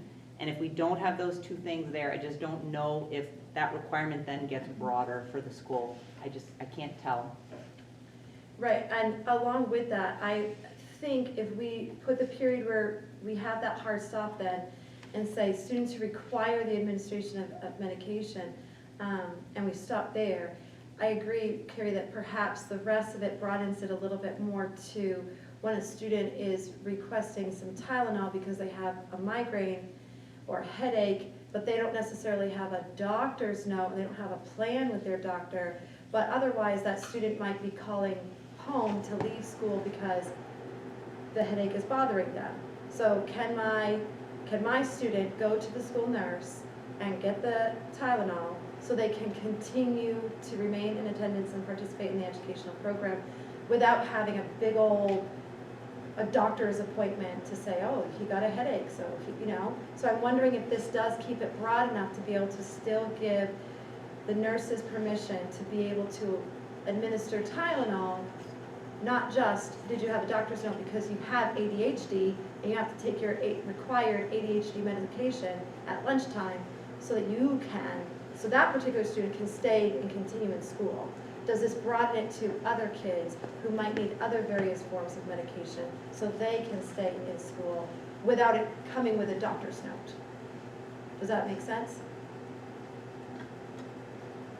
No, I think the require part is that if my fourth grader falls on the playground and might feel they have a little bit of an injury and might require some Tylenol because they're starting to get a headache, that is required at that moment. But that doesn't mean that they have a doctor's note because they have a long-term condition where they have to have medication every single day at this time. That's a different form of the verb require, right? Different definition. In this instant, my child might need Tylenol. It's required to help them with the headache they have in order for them to continue with school. Whereas another student might require their inhaler, or they might require another form of medication for whatever their diagnosis may be. So there's different types of requirement there. This includes every student, not just the students who have a doctor's note. I'm hearing from you that you want to stop there because you're making it sound like that word require means it has to be accompanied with an actual diagnosis and a doctor's note, and therefore a nurse would only be able to administer any medications if it comes with a doctor's note. I believe the rest of the sentence says, if a child needs some medication, like Tylenol, or I don't know what else is allowed, Benadryl on a bug bite, I don't know, right? But what would help that child to remain in attendance that day? They might require some medical attention. So this could go to every student, not just the ones who come in with doctor's notes. Clarifying, where's your period going? Is it after the word medication? Yeah. Yeah, so I think it's after the word medication, not the word require. It's getting a little Correct, lost. require the administration, of that medication. He wants to say required means required with a doctor's note I don't believe of that that's what it says. medication. What I heard is what I said. I believe is what I'm hearing Anthony say. You want to clarify? I think that the students who require medication. Students who want medication. There's a fundamental difference between desire and require. So I would say that if we discourage the administration of medication to students during the school day when other options exist, and we allow for the administration of medication to students who require it, but who are not opting into it, I think we're completely covered. So when my son broke his arm on the playground last year at Green Central School from falling off the playground, he required Tylenol until I could get him from school to get to the urgent care. Because he's in tears and he literally, his elbow's out of place. Well, you just answered the question. But You that's not what the require it. doctors note. He doesn't have an IEP or anything that requires him on a regular basis. But he wanted Tylenol because he just broke his arm. That's the difference you're saying there. But he also wasn't How staying can in they attendance choose and when they participating in want the it program. versus when Both they of you require stop. it? Stop. Jamie. On page 7, letter K, just because we're having the conversation, I just want everyone to know that this policy does address the dispensation of over-the-counter medication. So, You have to, parents have to bring it in for them. right, of course, yeah, you have to have Parent permission. written parent permission. Yes, absolutely. So, I just want that to be noted. The nurses aren't just able to go in and give a child Tylenol for a headache. It's parent permission, written down. So I feel like that conversation's moot. I'm gonna read the sentence again, and maybe that will help. So, the district will not deny educational opportunities to students who require the administration of medication in order to remain in attendance and participate in the educational program. So, the district is not going to say, you require the administration of medication, so you have to leave school and you can't participate in this. This is saying, we give our school nurse and trained personnel permission to administer medication so that our children, these children can remain in attendance and participate in the educational program, and they don't have to leave school at that time. That is how I read that sentence. I believe that that is the intention of that sentence. And so I am ready to move on. Go ahead, Peter. Can I just get a clarification? What exactly is the concern that you're trying to, change? It's just my obsession with sloppy writing. Because I was trying kind of a little bit with Ashley, I was trying to figure out the difference in the wording would affect it. So there wasn't an overriding concern that this is infringing on one right or the other or anything. It's putting the emphasis on the reason for giving medication. I can't find it. I mean, I went to the original, I went to part that deals with it, but I'd have to look more. I was Because just- it actually may have to do with 504, ADA, like if I'm a student who has diabetes and I'm denied the opportunity to carry around whatever I need to carry around, like that's a violation, because if I don't have my diabetes medication, I can't stay in attendance and I can't participate in educational programs. So I think, my guess is it has to do with 504 and ADA, but I'd have to look that up. What I just asked Carrie, I said to the side, I don't know if everyone heard me, but I was just asking to see if she was looking through statute, is this actual statutory language? It's hard to figure that out at this moment. I can tell you I'd be concerned if this is statutory language and we're changing it, even if it is, in your opinion, sloppy, Anthony, because I think it is important to stay consistent with statute. But I don't think we know the answer to that right now. I'm certainly siding towards leaving it alone if people feel the intent of it isn't changing. Correct me if I'm wrong, the intent of yours is to correct grammatical concerns, not necessarily the intent of the sentence. Okay.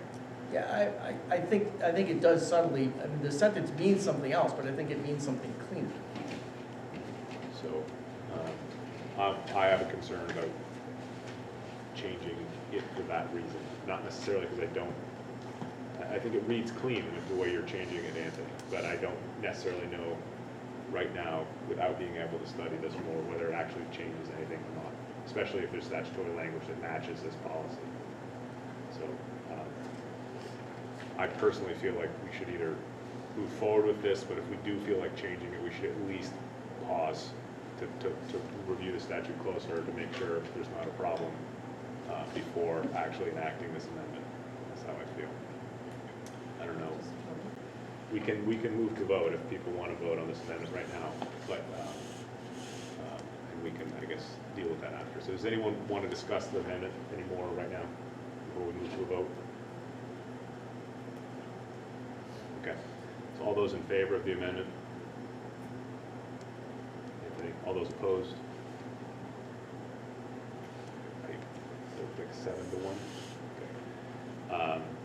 So the amendment does not pass.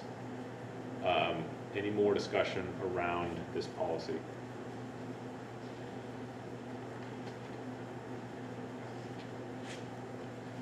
Okay, seeing none. All those in favor of the policy? Okay. Opposed? One, Anthony. So the motion passes. Okay. Brings us to the end of the meeting, adjournment. Is there a motion to adjourn? Crystal?